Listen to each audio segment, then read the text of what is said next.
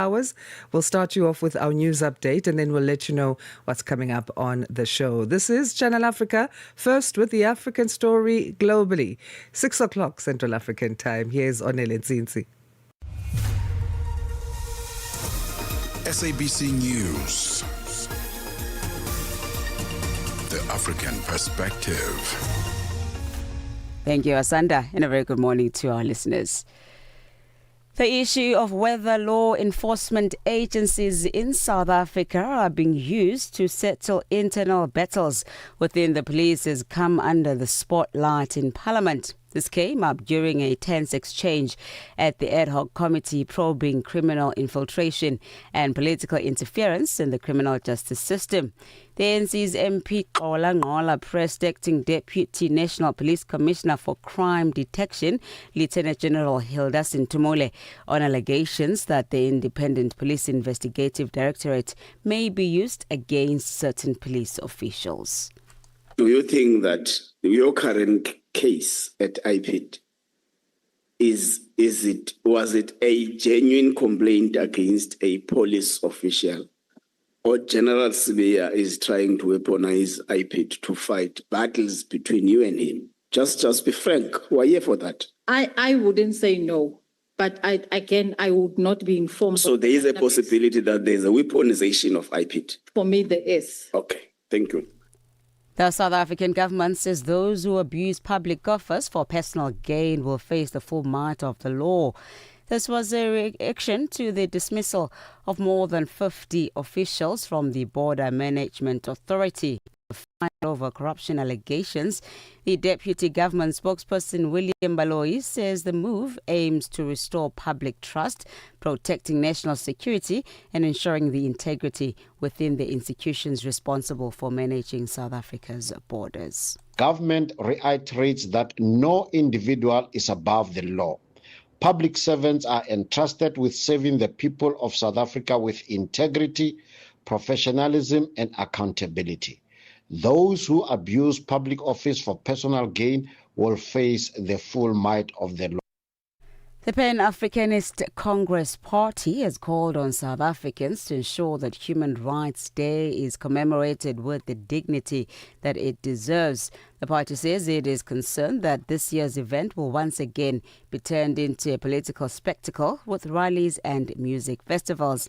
Human Rights Day is observed annually in South Africa on the 21st of March to commemorate the 1960 Sharpeville massacre. 69 people were killed on the day by police during a peaceful protest against unjust apartheid pass laws. The PAC says they are still calling for the day to be called Sharpeville Day. The party's Secretary General, Apa Boe, says South Africans should use the day to recommit themselves to ideals 69 people who died. It is not a campaign. It is not a day for loud music. It's a sacred day in the blood written for it. Sharpeville is a memorial of sacrifice. We therefore call on all South Africans to commemorate the day with dignity, remember the martyrs, and recommit ourselves to ideals for which they died for. A new report from Yale University says Sudan's RSF paramilitaries deliberately starved farming communities during the siege of El Fasher.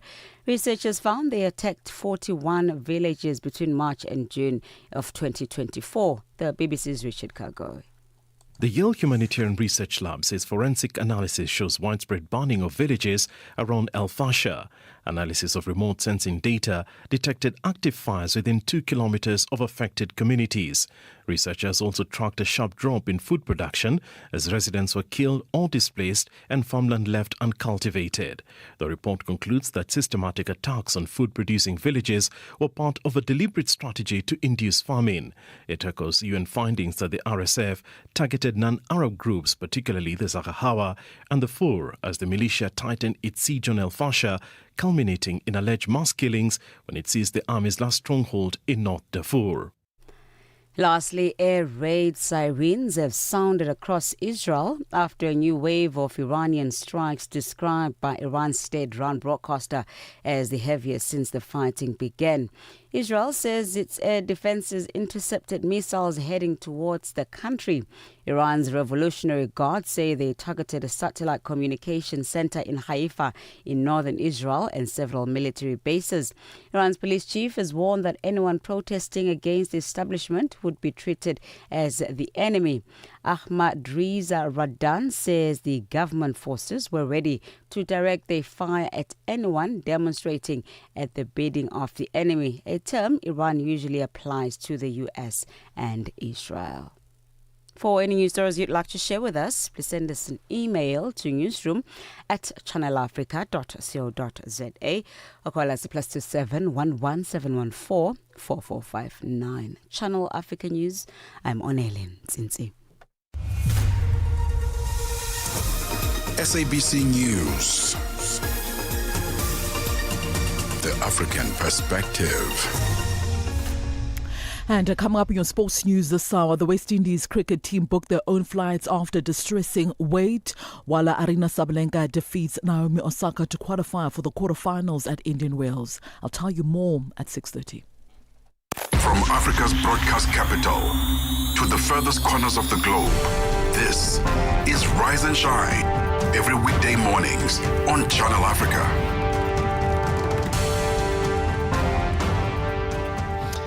Good morning and a very, very warm welcome to Channel Africa's Rise and Shine. Stay connected to Africa and the world with Channel Africa, the international voice of the South African Broadcasting Corporation. Watch or listen anytime, anywhere at channelafrica.co.za and also on our mobile app, SABC Plus.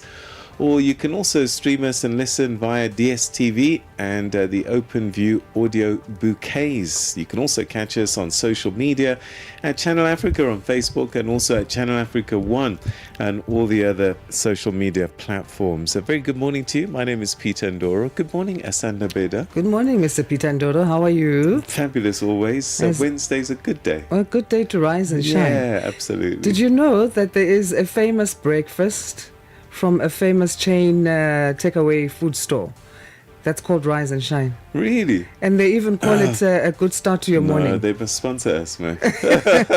So we are trendsetters, guys. This is basically what I'm trying to say. Thank you so much for joining us on this bright Wednesday. Beautiful one it is.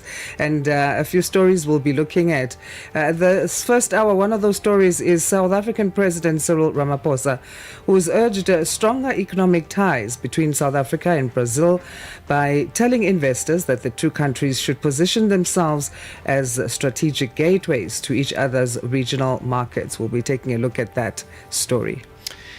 Yeah, and there's a distressing story, Mali, where it's being reported that 16 people have been executed, including some children in that story. We'll get to the bottom of that story and what it all means actually for the region. Remember, Mali is one of those three countries where the military took over the country, threw out the French and started to take care of its own security needs. But it seems that the extremist elements in the region continue to do what they do. We'll unpack that a little bit later on.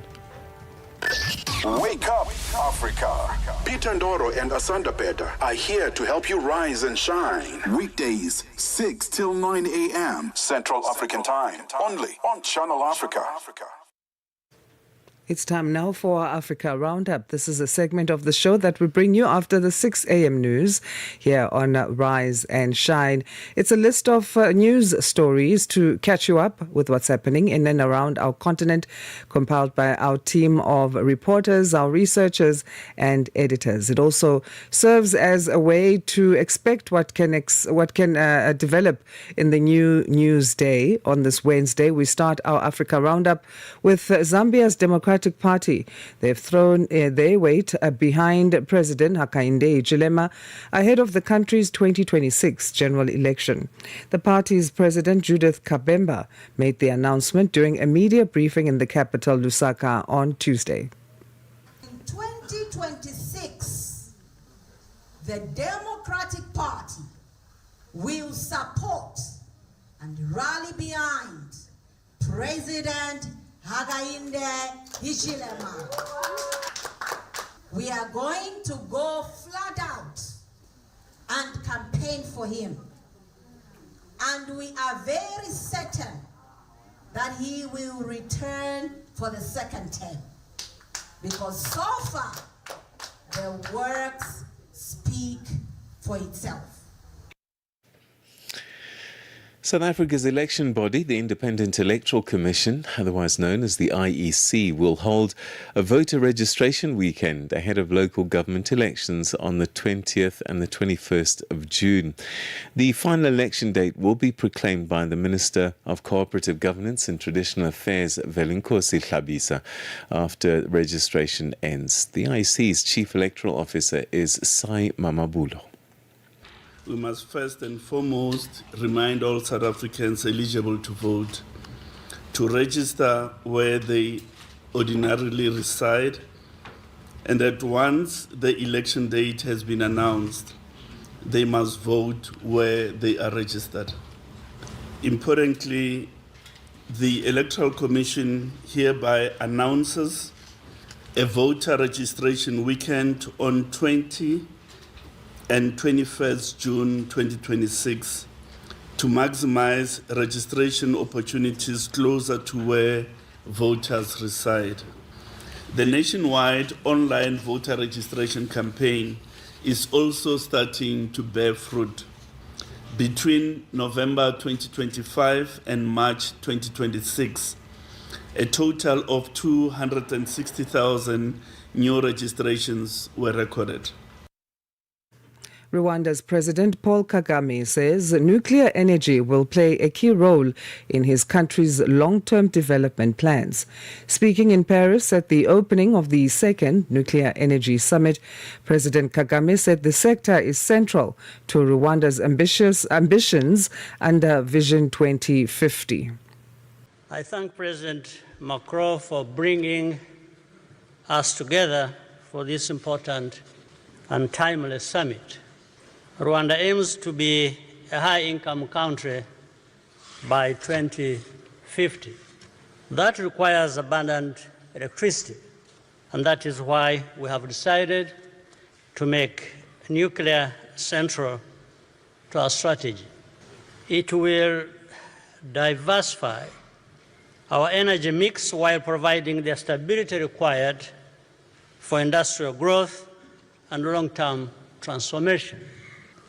Achieving this requires strong institutions, sound regulation, and an educated workforce, and that is the foundation Rwanda is building.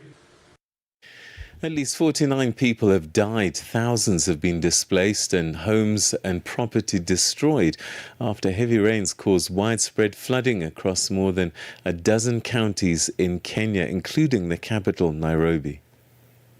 Nairobi bus driver John Mwai was stuck in traffic when deadly floodwaters suddenly hit. His bus was at full capacity, he said, 33 passengers on board, when the water came out of nowhere. We were forced to become rescuers. We prioritized rescuing the women and children first. We took them across the road to higher ground. We did this one bus at a time. President William Ruto has ordered relief food from the country's national strategic reserves to be immediately released for distribution to families affected by the floods. And that's how we end this Wednesday's edition of the Africa Roundup. We'll bring this to you again after the 6 a.m. news that will be tomorrow here on Rise and Shine. Coming up, though, we zoom into the stories making headlines in the West African region of our continent. And as usual, on Wednesdays, we're joined by Dr. David Masanga on that to unpack. And some of the stories that we touched on the Africa Roundup may come up with that rep. So he'll be in conversation with our colleague Peter. Ritmos e cultura. com Jacob Tivani. E os ouvintes do Ritmos e Cultura, hoje em linha com uma das grandezas da música moçambicana, porque não? Ele que é um dos kings da marrabenta, uma bermuda in the building. É um prazer enorme estar a fazer parte deste programa. Deixe-me só saudar. Boa tarde a todos os ouvintes que me ouvem neste preciso momento. Meu nome é Uma Bermuda, de Alau Fanelo Estarapo, Gajo de Água da Canhela é Mabiscato. Eu vou saudar de uma maneira diferente. Ah, tita buia, mwanango, tiduma tifika giane.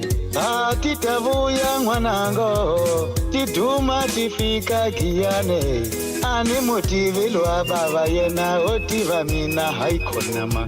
Ani motive lo anona yena otiva wahimbo watwa. Cá estou eu, irmão, para conversarmos, para falarmos um pouco de tudo. Estou aqui, estou aberto. Eu estou muito feliz porque é a primeira vez que eu falo nesta rádio, falo para os ouvintes, então estou muito feliz. Ritmos e Cultura com Jacob Tivani. Todos os domingos, das 20 às 21 horas.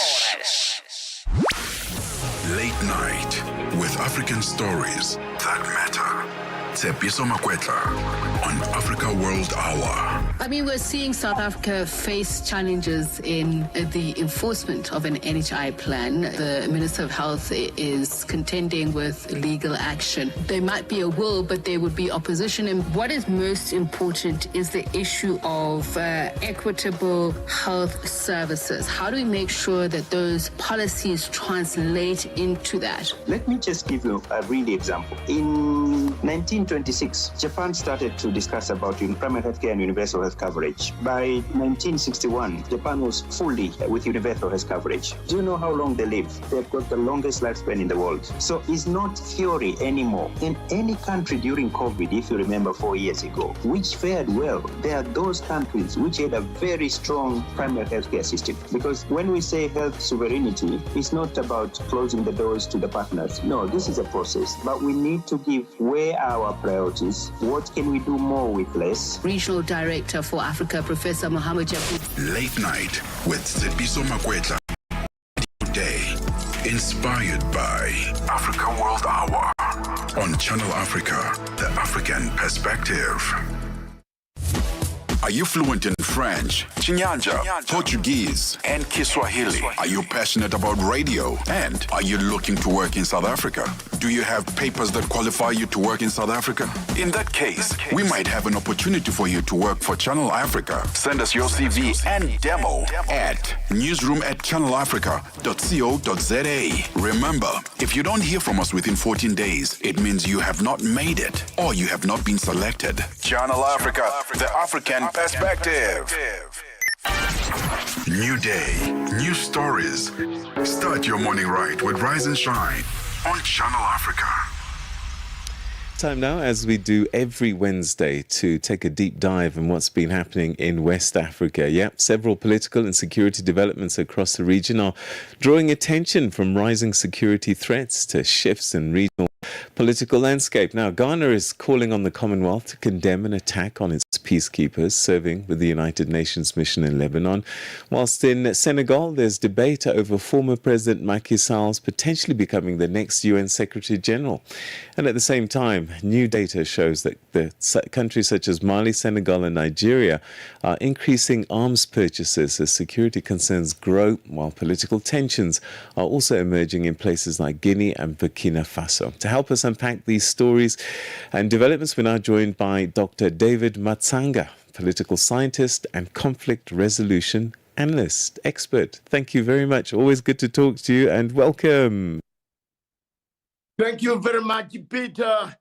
Thank you very much, Africa. And thank you very much for inviting me to this show this afternoon, so this morning. And I hope everything is okay. Only the war is disturbing us across the globe. Thanks. Indeed, so much going on. Let's start in Ghana this morning, though. The country is asking the Commonwealth to condemn the attacks on its peacekeepers serving in the UN mission in Lebanon. I wonder, what does this incident tell us about the growing risk of African peacekeepers facing in global conflict zones? I think it is not the African peacekeepers only. The entire world is crying and talking about this, seeking answers. There is no de-escalation of this war at all. The attack on the Commonwealth contingent that was in Lebanon is a very, very unfortunate thing to happen. It means there is the rule of international law has been thrown out of everything. The UN has been dismantled. Israel is doing what it wants to do. America is doing what it wants to do.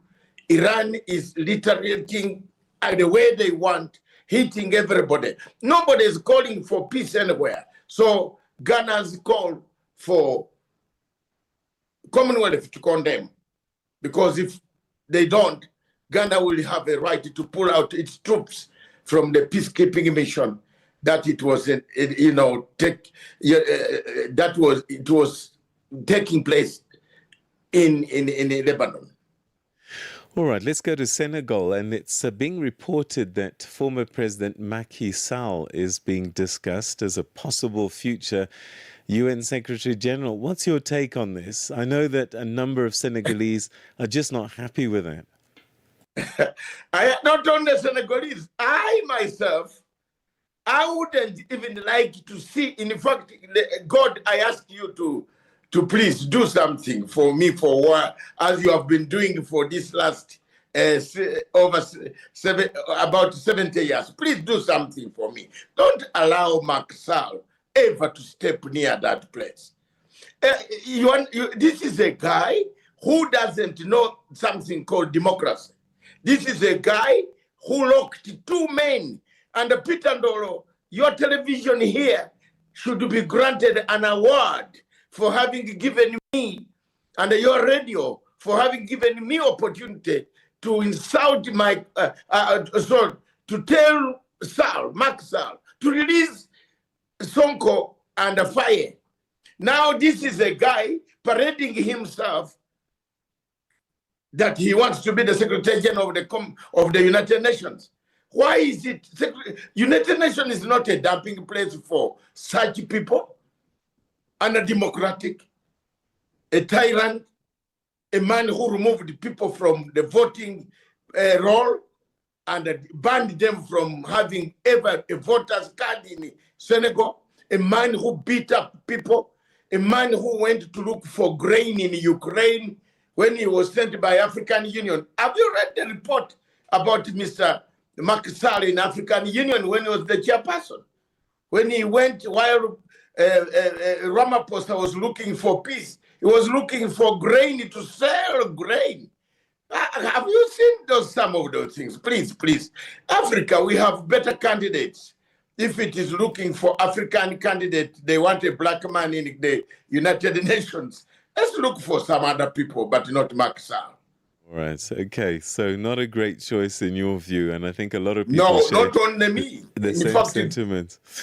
Okay, so new data is showing that Nigeria, Senegal and Mali are among the largest arms importers now in sub-Saharan Africa. What's driving this surge in weapons purchases across West Africa? Is it the fight against extremists, jihadists? What's going on? I will speak on one or two countries, or one country that I can say, yes, they are doing something with the arms. That is, Mali is doing a great job to fight insurgency. Nigeria, as you know, Peter Ndoro, I have no good words, because even the involvement of the Americans in Nigeria have made matters worse. For 3 months past, more people are being kidnapped. Terrorists come near closer to the American bases where Americans and the Nigerian troops are. These arms are being, I have a feeling like in Nigeria that these arms are being purchased so that terrorists come and take them nicely without any fight at night and go. Terrorists in Nigeria just come and pick up people near the military bases. So Why do you buy more arms when you cannot defend your own people? That is my position. The second position about Mali, Mali has been fighting very effectively. I've been in Bamako several times, and I have seen and I continue to support the General Goita in the fight against terrorism. And I think very soon they will win if we don't have the terrorists of Hezbollah, Hamas, and others now running to the African enclave because we have not put up a strategy on how we are going to handle the question of the Middle East. The other country, Senegal has been doing a very good job for peacekeeping. You remember ECOWAS removed Mr. Yaya Jammeh. You and I were reporting on those type of things. So for now, I don't think Nigeria should even be given more arms to you to kill its own people. The security agencies in Nigeria, one of the biggest army on African continent, kills its own people in the southeast instead of looking for the terrorists, Boko Haram, the Fulani jihadists who have picked up guns. I don't think these arms cells are coming at a time when arms are being bought by government and are sold to the rebels, especially in a country like Nigeria where corruption is rampant. You mentioned Mali just now, and reports are suggesting that the United States is getting close to reaching a deal with Mali to resume intelligence operations against jihadist groups in the Sahel.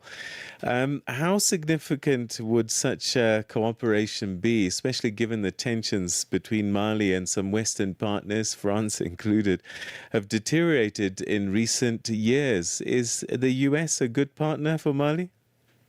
Yeah. Peter Ndoro credit me and give me more applause. I have done my best. I have advised those young men on what to do.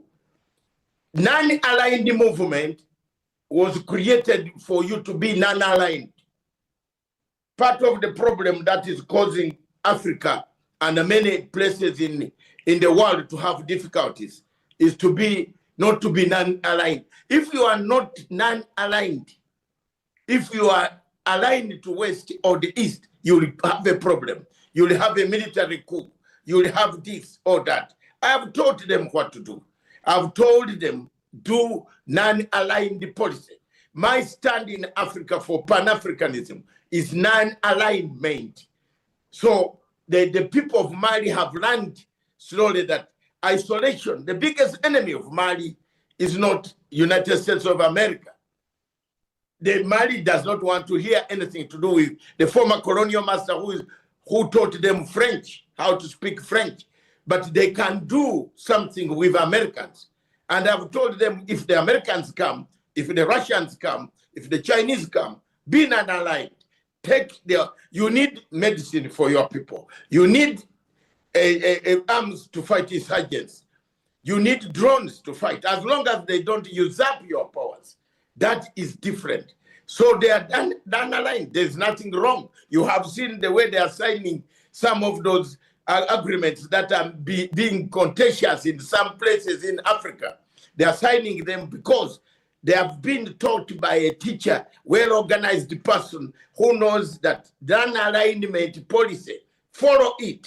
It will put us. You remember when we had the non-aligned movement? The world was peaceful. We were fighting against apartheid.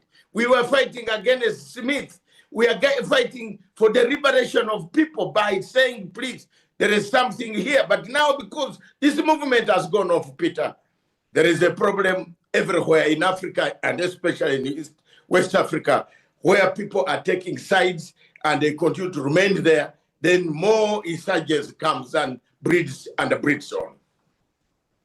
All right, but very briefly, like in 30 seconds, can America be trusted, though? Can America be trusted? I have friends in the American administration on this question of the war in the Middle East. We have disagreed. I am telling you frankly and publicly here, I have disagreed. I have told them, no, This is not, that's my stand. At my age, you can kill me if you want, but I am not going to accept some of the things. We have got to look for ways of de-escalating the conflict. And I'm very happy that a country like Qatar, South Africa, and other places, I thank them. Let's de-escalate this conflict.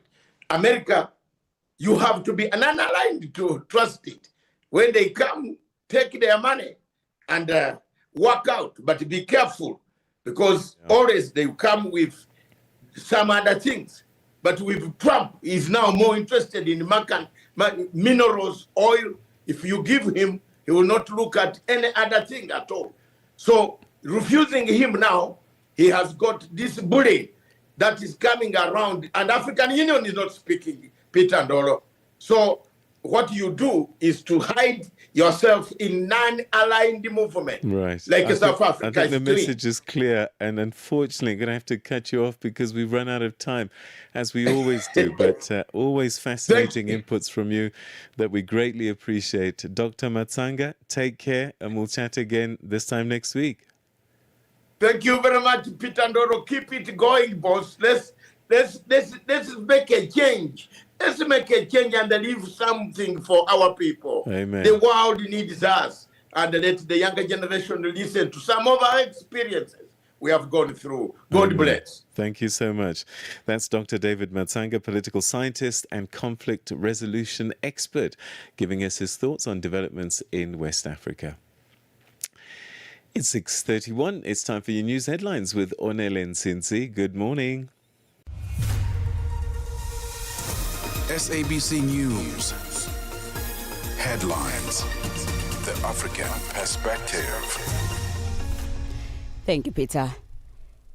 The issue of whether law enforcement agencies in South Africa are being used to settle internal battles with the police has come under the spotlight in Parliament. The son of the late former Zimbabwean president and his co-accused are expected to apply for bail in the Alexander Magistrate Court in the north of Johannesburg in South Africa today. And air raid sirens have sounded across Israel after a new wave of Iranian strikes described by Iran's state-run broadcaster as the heaviest since the fighting began. Channel Africa News, I'm SABC News. Headlines. The African Perspective. Let's now check in with what's happening in the world of sports. And we say good morning for the full bulletin, the first time, and that is with Musibudi Makura. Sports on Channel Africa. The African Perspective. Thank you so much, Asanda. A very good morning from the sports desk. Well, the West Indies team is set to return home via commercial flights from India after a distressing wait following their exit from the Men's T20 World Cup. The West Indies have been stuck in Kolkata since they were eliminated from the tournament on the 1st of March amid travel disruptions caused by the conflict across the Middle East. Now, the International Cricket Council had rather been due to arrange a charter flight for both the West Indies as well as South Africa, but the Cricket Board of the West Indies said this had been repeatedly delayed. Some of the West Indies players as well as staff members have already departed, with the remainder of the party scheduled to leave on Wednesday. Meanwhile, England, who lost their semi-final last Thursday, flew home on Saturday, leading to accusations of bias directed at the ICC, which were categorically denied by the cricket's global governing body. Football news now. All eyes are set on Senegal as well as the Gambia international friendly match. The clash between the two teams, the Teranga Lions as well as the Scorpions, is expected to be played on the 31st of March at the Stade Abdoulaye Wade Stadium. Now, Senegal will use the international match against the Gambia to prepare themselves for the 2026 FIFA World Cup. The Teranga Lions snatched qualification to the global football showpiece after finishing top of Group B of the qualifiers with 24 points in 10 group matches. The Gambia will use the international friendly match against the Teranga Lions to prepare themselves for the upcoming 2027 Africa Cup of Nations qualifiers. So the Scorpions failed to qualify for the 2025 the AFCON tournament after finishing third in Group A of the qualifiers with 8 points after 6 matches. In cricket news now, South Africa's Proteas women's right-handed batter Kyla Renegar is excited for the team's tour of New Zealand, her very first since joining the senior team. She earned her maiden ODI call-up after standout performances in the recent T20 series against Pakistan, including a Player of the Match award on debut in Potchefstroom in the Northwest Province. Renegar says her goal is to learn from the senior players while also remembering to enjoy the game. So it's my first time visiting New Zealand, so pretty excited for that, but also it's going to be good cricket, so definitely looking forward to learn as much as possible. It's always being open to learn and growing in a space like this, but the most important is to have fun, because that's why you play the game. The 19-year-old also announced herself with a 2-for-13 and a composed 29-0 victory in the T20 series match against Pakistan. She says while her popularity has soared since her debut at the JP Marks Oval, she's keeping her feet on the ground and working hard to manage her newfound fame. There's always going to be a lot of noise and expectation from outside, but it's important to just keep your head down and work and keep working hard on your own game. It was definitely a team effort, but I was happy to contribute like that at the end of the day. But my phone was overflowing with all the messages, which I was really grateful for. Let's wrap it up with tennis news now. World number 1 Aryna Sabalenka eased into the quarterfinals at Indian Wells with a 6-2, 6-4 victory over Japanese player Naomi Osaka. The four-time Grand Slam champions were meeting for the very first time since 2018 when Osaka beat Sabalenka en route to winning the US Open title. But on this occasion, Sabalenka proved just too strong for the 16th seed as she wrapped up the match within 80 minutes. Sabalenka, who finished runner-up last year, will face Canadians Victoria Mboko in the quarterfinals. I'm super happy with the level I played. I'm happy the way I served, how I put her. But yeah, I'm super happy with the performance, the way I put her under pressure and the variety that I brought today. The variety that I brought. Happy with the level I played today. I think overall, all matches I play, I try to put an extra pressure on the second serve and be more aggressive. But today, I just felt like I have to step in and I have to put even more pressure on her just so she deal with that power and speed. It is 6:37 a.m. Central African time, and that's a wrap from the Sports Desk. At the Sawa, for any sports stories you'd like to share with us, do remember to please send us an email to newsroom@channelafrica.co.za or call us. The newsroom line is +27 11714 4459.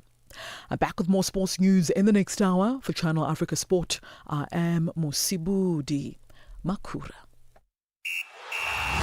Sports on Channel Africa.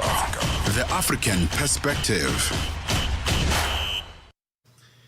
Right, coming up shortly is the business news, but some positive news from the continent.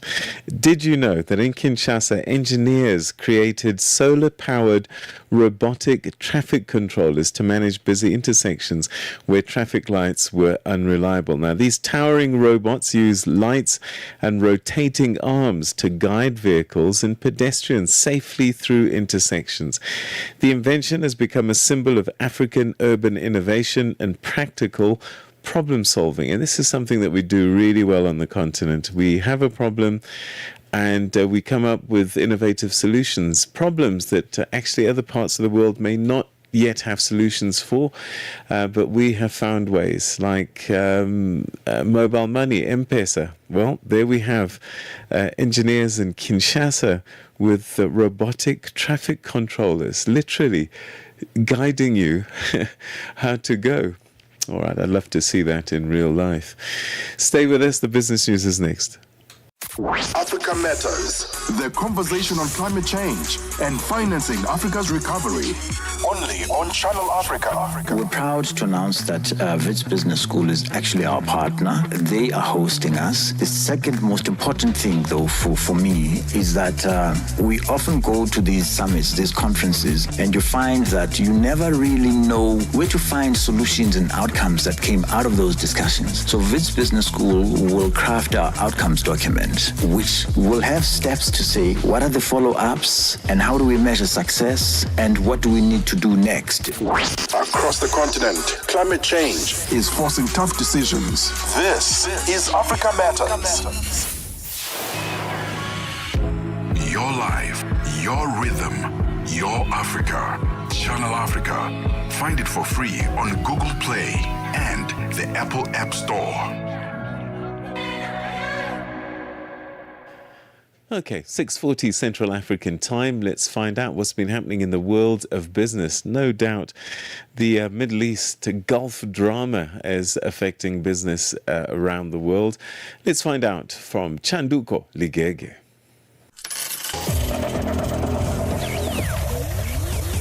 Business news on Channel Africa. The African perspective. Thank you, Peter. A very good morning.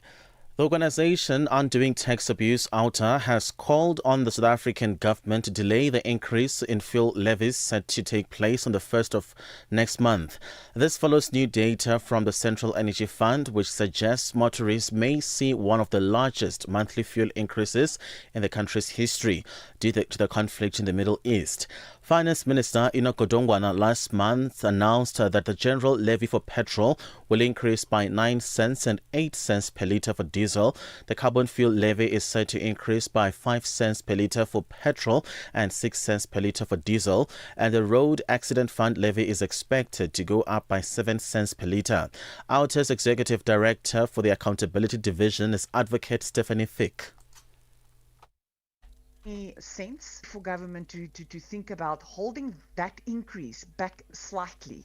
The taxes and the levies make up 57% of the petrol price. Now, although that will remain stagnant and it is around, 11 Rand 85, isn't it time for government, because they have control over it, to maybe consider not increasing the levies for now, just see what is happening out there. Let's see what's happening with the war, and in that way give a little bit of relief to motorists.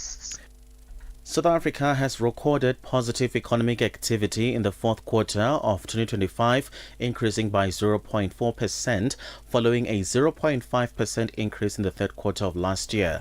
The latest GDP data released by Stats SA was largely in line with analysts' expectations. Full-year growth for the economy expanded at a faster pace, growing by 1.1% last year compared with 0.5% in 2024. Chief Director for National Accounts, Dr. Bokang Vumbukani Lipolisa, says industries such as agriculture and finance grew positively, while others like manufacturing contracted. Manufacturing was the largest negative contributor, shrinking by 0.6%. The most significant downward pressure came from the automotive division, wood, paper and publishing, and food and beverages. Other industries that declined in the fourth quarter included electricity, gas and water, construction, mining, and transport, storage and communication. The Gauteng Provincial Economic and Finance MEC Lebohang Maile says while South Africa is making positive economic strides, the economy remains constrained by weak growth, persistent structural bottlenecks and limited job creation. Maile was presenting the provincial budget in Johannesburg. He further pointed out that the province's economy is expected to grow by 2.1% in 2026, significantly above national average. We are encouraged by the cautiously optimistic economic outlook underpinned by improving conditions, notably the stabilization of electricity supply, reflected in fewer and less severe power outages, and gradual improvements in logistics and transport operations, particularly at key ports and freight rail corridors. Official data shows that Mozambique's natural gas exports and an average of $5.5 million per day in the first half of 2025, maintaining their growth and securing their position as the country's top export. According to this month's data from the Bank of Mozambique, natural gas exports rose from 900.7 million in the first half of 2024 to $1,006,500,000 from January to June 2025. This represents an 11.7% increase over the year, explained in the document by higher prices and growth in export volumes, contrasting with a 27% drop in coal exports.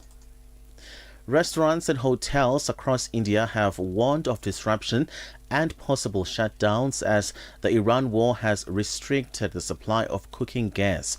Some hotels say they only had 2 days of stock left. The BBC's Anbrasan Etrajan has more details. The restaurant industry in India primarily depends on commercial liquefied petroleum gas (LPG) for its operations. The association representing the industry says if the gas supplies run out, it would have a catastrophic impact on hotel owners and millions of customers. Some restaurants have already put up notices announcing limited menus and reduced opening timings. India, the world's second biggest buyer of LPG, imports mostly from the Middle East. The conflict has almost halted shipping through the Strait of Hormuz. $1 in Nigeria is trading at 1,000 naira 396, Botswana 13 pula 35, Kenya 128 shilling 22, Zambia 19 kwacha 32. BRICS countries $1 in Brazil, 5 real 17, in Russia 78 rubles 63, India 91 rupee 90, China 6 yuan 89, South Africa 16 rand 28 cents.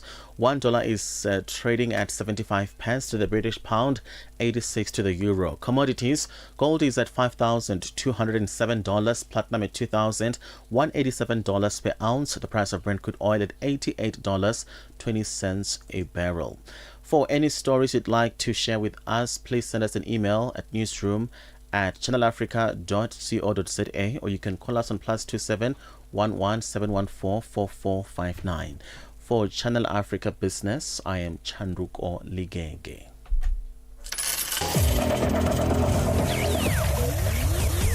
Business news on Channel Africa. The African perspective. New day, new stories. Start your morning right with Rise and Shine on Channel Africa. 6:46 Central African Time. South Africa's economy recorded modest growth in the final quarter of 2025. Figures released by Statistics South Africa show that gross domestic product grew by 0.4%, up slightly from 0.3% in the third quarter. Channel Africa's economics reporter Innocent Samosa reports.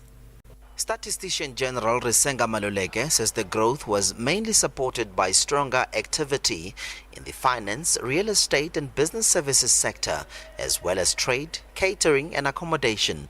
Agriculture, personal services and government services also posted small gains. It is indeed resilient because it has been showing a growth under difficult conditions through which it trudges.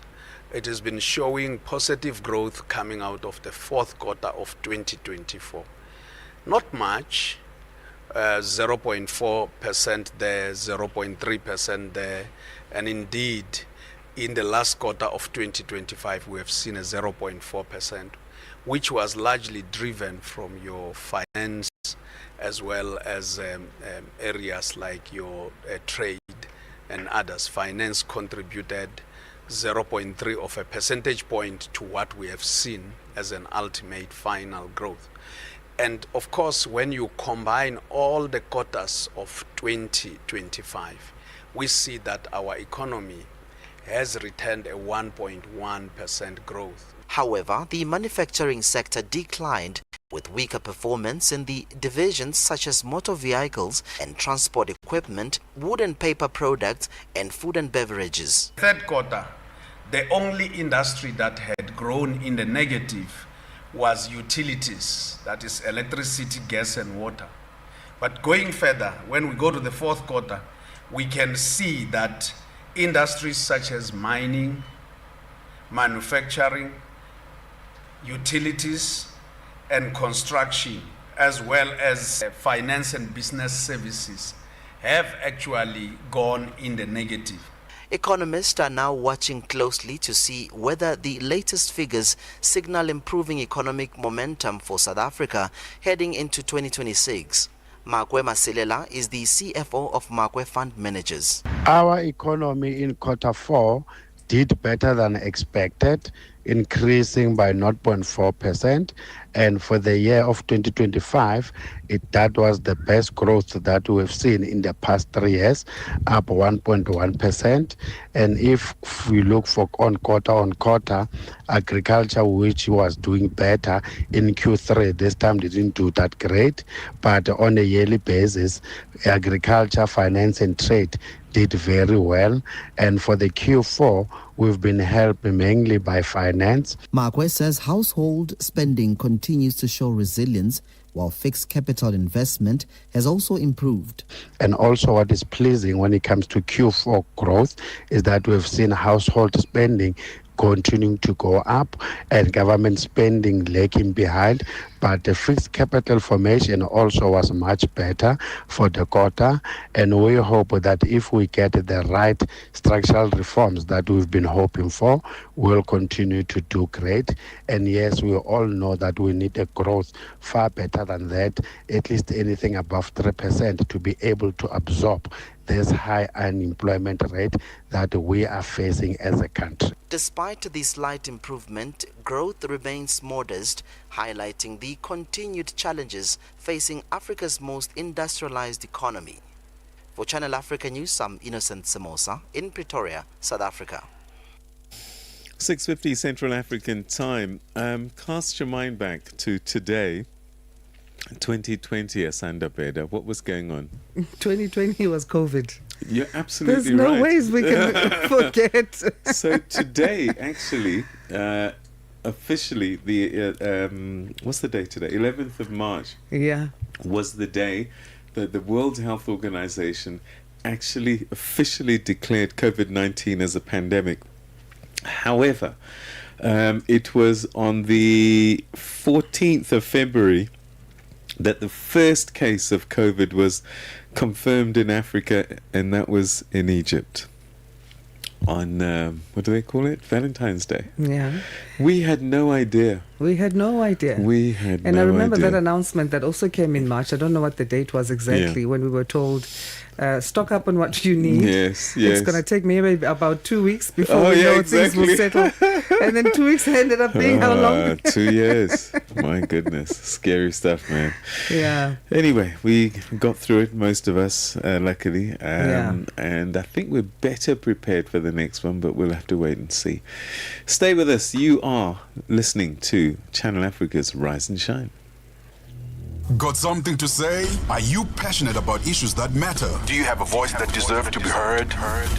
Well, we've got the perfect platform for you. Call in or drop us a WhatsApp on +27 63 406 9126. And we will call you back so you could have your say and be part of the conversation. 30 years of age. I just turned 30 on the 15th of November. So that's who I am, you know. It's not just talk, it's your chance to air your views. Share your opinion. Engage with the community that values your perspective. Follow us on our social media. Visit our website at www.channelafrica.co.za and get ready to share your views on Channel Africa, the African perspective. From Cape to Cairo, Dakar to Dar es Salaam. Rise and Shine with Peter Ndoro and Asanda Beda on Channel Africa. The escalating conflict involving the United States, Israel and Iran is sending shockwaves through global energy markets.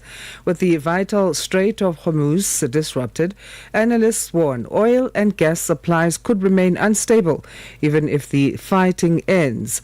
Bonolo Maribe has more.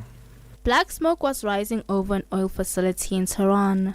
after Israeli strikes highlighted how the expanding Middle East conflict is now threatening global energy supplies. Analysts warn the fighting has disrupted one of the world's most important oil routes, the Strait of Hormuz, a narrow waterway through which roughly a fifth of the planet's oil supply normally passes. Senior Fellow for the Energy Security and Climate Change Program, Clay Siegel, says the impact on global markets could be unprecedented. This is a really unprecedented disruption of oil and gas supply to world markets. And so we've seen oil shocks in the past when supplies got disrupted, but we've never seen all 20 million barrels per day of oil, that's crude and refined products, that come from the Middle East Gulf and transit through that narrow Strait of Hormuz be almost completely shut off for a week plus. It's never happened before. With the supply shock already pushing prices higher, there are raising fears that consumers around the world could soon feel the impact. Siegel says that while higher oil prices typically translate into more expensive fuel, transport and goods potentially could slow economic growth. And if we keep on pushing above $100 a barrel and get more toward like 110, I think you're going to see that nationwide pump price average get close to $4 a gallon. We're also going to see higher prices in things like airfares. So travel will become more expensive. And then we also have to worry about the second order effects on things like the equity markets. So if people's stock portfolios are going down, their 401ks are less valuable than before, we're going to lose consumer confidence and maybe even business spending. That points us in the direction toward a possible recession. The disruption is not limited to oil. Qatar, one of the world's biggest exporters of liquefied natural gas, also relies on the same route, adding further pressure to global energy markets. Despite the risks, U.S. President Donald Trump says Washington is taking steps to stabilize supply. We have a lot of Navy ships there. We have the best equipment in the world, inspecting for mines. Again, most of their ships are down at the bottom of the sea. We will hit them so hard that it will not be possible for them or anybody else helping them to ever recover that section of the world. But Iran's foreign minister, Abbas Araghchi, says the instability is the result of what he calls U.S. and Israeli aggression, warning the conflict has made the entire region insecure. This is the result of the aggression by Israelis and Americans, which has made the whole region insecure, unstable, and the consequences are huge for not only us, but for the whole region and now for the international community. Energy analysts say even if fighting subsides, the uncertainty may linger, leaving global oil and gas markets on edge for years to come. Bonolo Maribe, SABC News. Now to electoral issues in South Africa. The Electoral Commission of the country, the IEC, has announced that a nationwide voter registration weekend will take place on the 20th and the 21st of June. And this is ahead of the upcoming local government elections in the country. The IEC's Chief Electoral Officer, Saima Mabulo, briefed the nation on the Commission's state of readiness and the latest developments in the electoral landscape as preparations gather momentum towards those elections. Nhlanhla Mahlangu has been following the story. South Africans will head to the polls to elect councils for districts, metropolitan and local municipalities across all 9 provinces for the country's upcoming local government elections. IEC Chief Electoral Officer Saima Mabolo says discussions with Corporate Governance and Traditional Affairs Minister Velenkosini Hlabisa are at an advanced stage, assuring the public that an election date will be proclaimed after the registration weekend. He says the elections will likely take place between November and the end of January 2027. The minister has to exercise his mind and find the less disruptive date within those difficulties that are outlined. We are constitutionally obliged to have this election in this period because the Concord has already indicated we have no possibility to move out the election date beyond the 90-day period. So the exercise that the minister and the commission in consultation it's about is finding the less disruptive date, or rather a date that promotes the possibility for the greater participation of people within the constraints as outlined. On the issue of safety during the elections, Mamabolo says it remains a primary concern of the Commission. An election should be about the celebration of democracy, where we celebrate our nationhood, where we celebrate our citizenship, because an election is an opportunity to give practical expression to our constitutional rights that we have. So that's really the starting point when one looks at the issue of security. But two, there are constitutionally mandated institutions for the provision of security to all South Africans.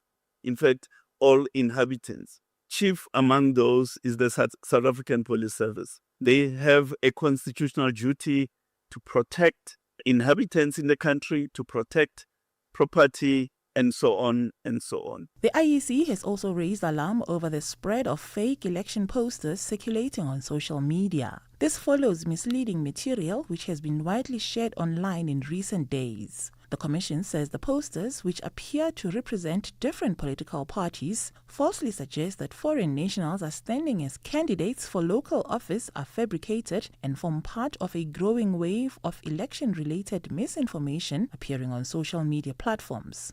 The public has been urged to verify political material before sharing it online. The Commission has also warned that the false content can inflame tensions and mislead voters in the lead-up to the polls. Reporting for Channel Africa, I am Tlantla Mahlangu in Johannesburg. You're listening to Channel Africa's Rise and Shine with Peter Ndoro and Asanda Beda. Yes, so much more still to come in this, the second hour of the programme. But first, let's start the hour with news as we say good morning once again to Onele Nsinsi.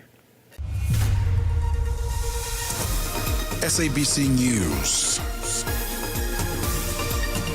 The African Perspective. Thank you, Peter.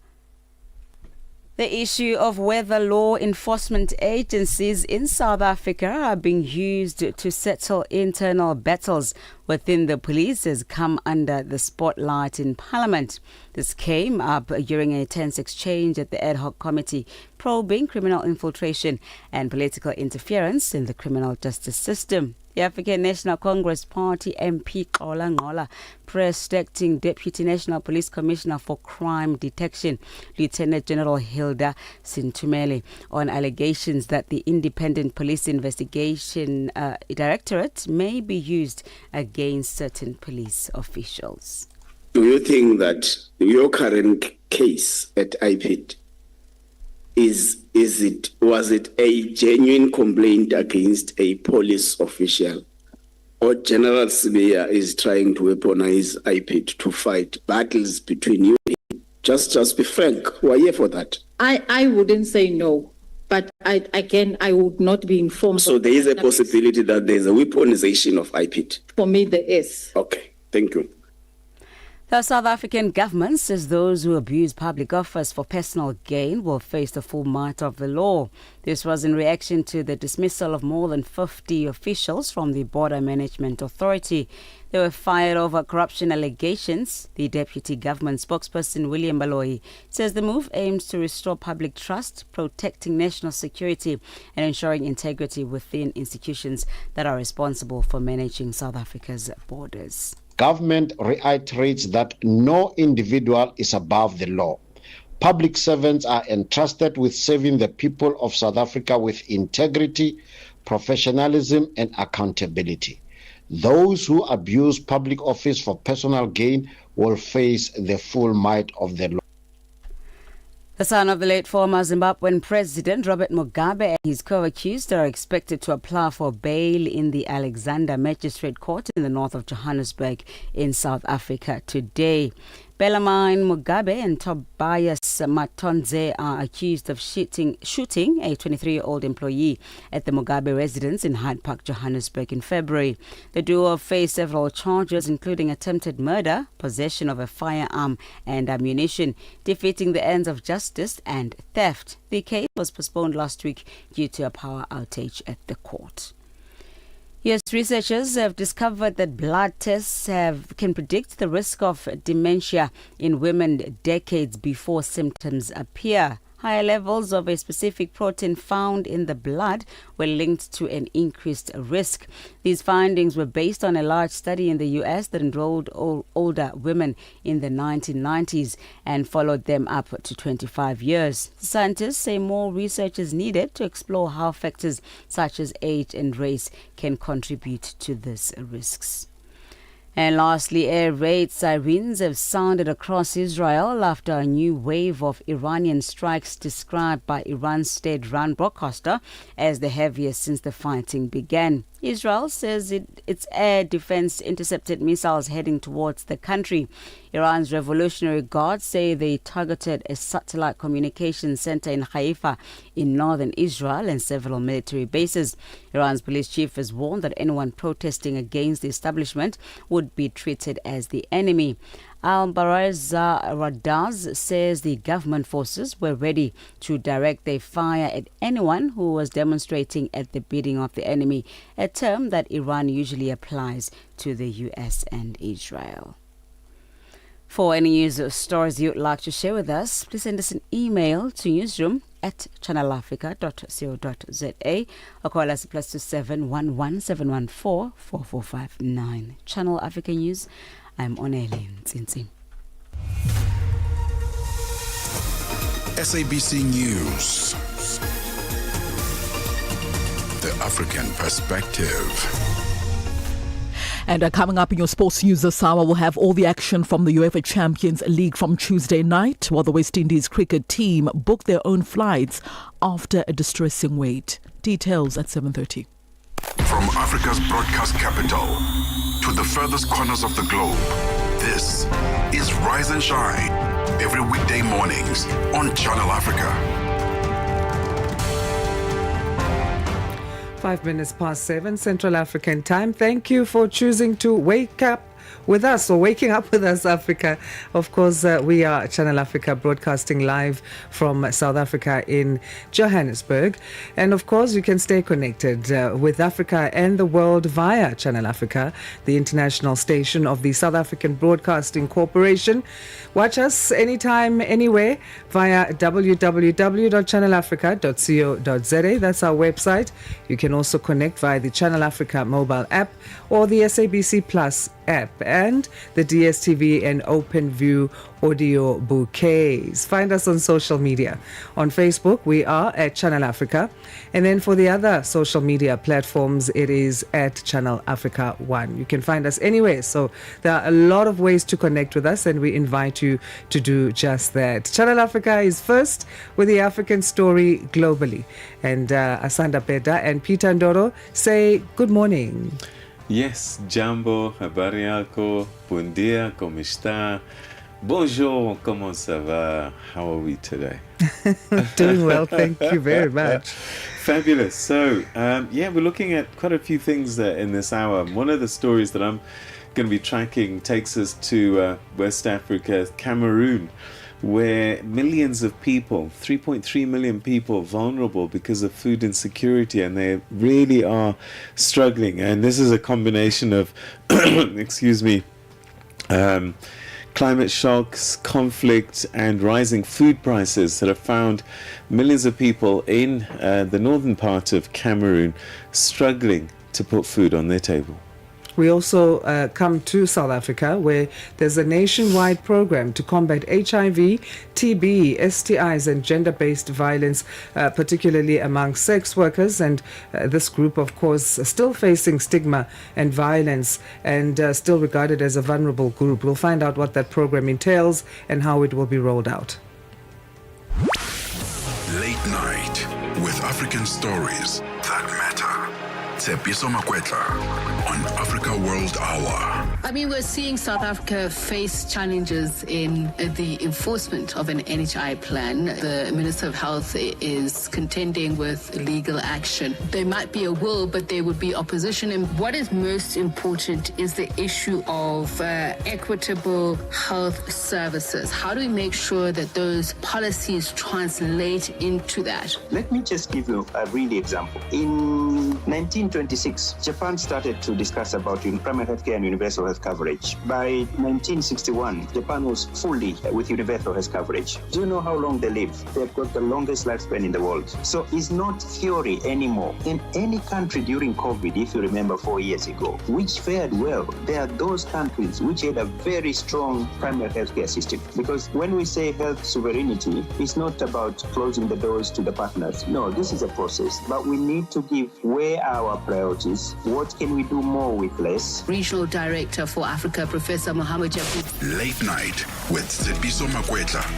End your day inspired by Africa World Hour on Channel Africa, the African perspective. Wake up, Africa. Peter Ndoro and Asanda Beda are here to help you rise and shine. Weekdays, 6 till 9 a.m. Central African Time. Only on Channel Africa. South Africa's President Cyril Ramaphosa has urged stronger economic ties between South Africa and Brazil by telling investors that the two countries should position themselves as strategic gateways to each other's regional markets. Speaking at the Brazil-South Africa Business Forum during his state visit to Brazil on Monday, President Ramaphosa said that South Africa could serve as Brazil's entry point into African markets under the African Continental Free Trade Area, the AfCFTA. At the same time, Brazil could act as South Africa's gateway into Latin America.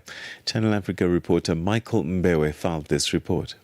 The Brazil-South Africa Business Forum comes at a time when the global economy is facing significant headwinds driven by a series of economic shocks. Ongoing geopolitical tensions, including the conflict in the Middle East, continue to create uncertainty and threaten to disrupt the movement of people, goods and services across key international trade routes. These developments have heightened concerns over supply chain stability, energy security and global market confidence. Against this backdrop, platforms such as the SA Brazil Forum provides an important opportunity for countries to strengthen economic partnerships, expand trade cooperation and explore new avenues for investment that can help cushion the economies from the effects of an increasingly volatile global environment. In his remarks, Ramaphosa said the two countries should position themselves as key entry points into each other's regional markets. We want to position South Africa as Brazil's gateway into African markets under the African Continental Free Trade Area, and to position Brazil as South Africa's gateway into Latin America. So the two of us have an opportunity to mutually benefit one another. Many South African companies have operations in Brazil already, and similarly, a number of Brazilian companies are making great moves into the South African market. Following U.S. tariffs that disrupted global trade, Ramaphosa urged reducing trade barriers and boosting cooperation in various economic sectors. We need to work on reducing trade friction by strengthening cooperation on trade remedies and resolving non-tariff constraints affecting priority products between our two countries. There is huge scope for advancing industrial cooperation in identified high-impact sectors. And between the two countries, there are important key sectors where cooperation can be heightened to a much higher level. These sectors include biofuels, defense, agro-processing, agriculture, aerospace, energy, pharmaceuticals, as well as advanced manufacturing and automotives as well. Now, these cooperation levels should include technology transfer as well as skills development between our two peoples. He also assured Brazilian investors that South Africa is open for business, highlighting several Brazilian firms expanding their operations in the country. And we need to open each country for business. What I can say is that South Africa is open for business. We both have the policies, the infrastructure, and the financial and technical tools to make business happen. Our Industrial Development Corporation and the Export Credit Insurance Corporation of South Africa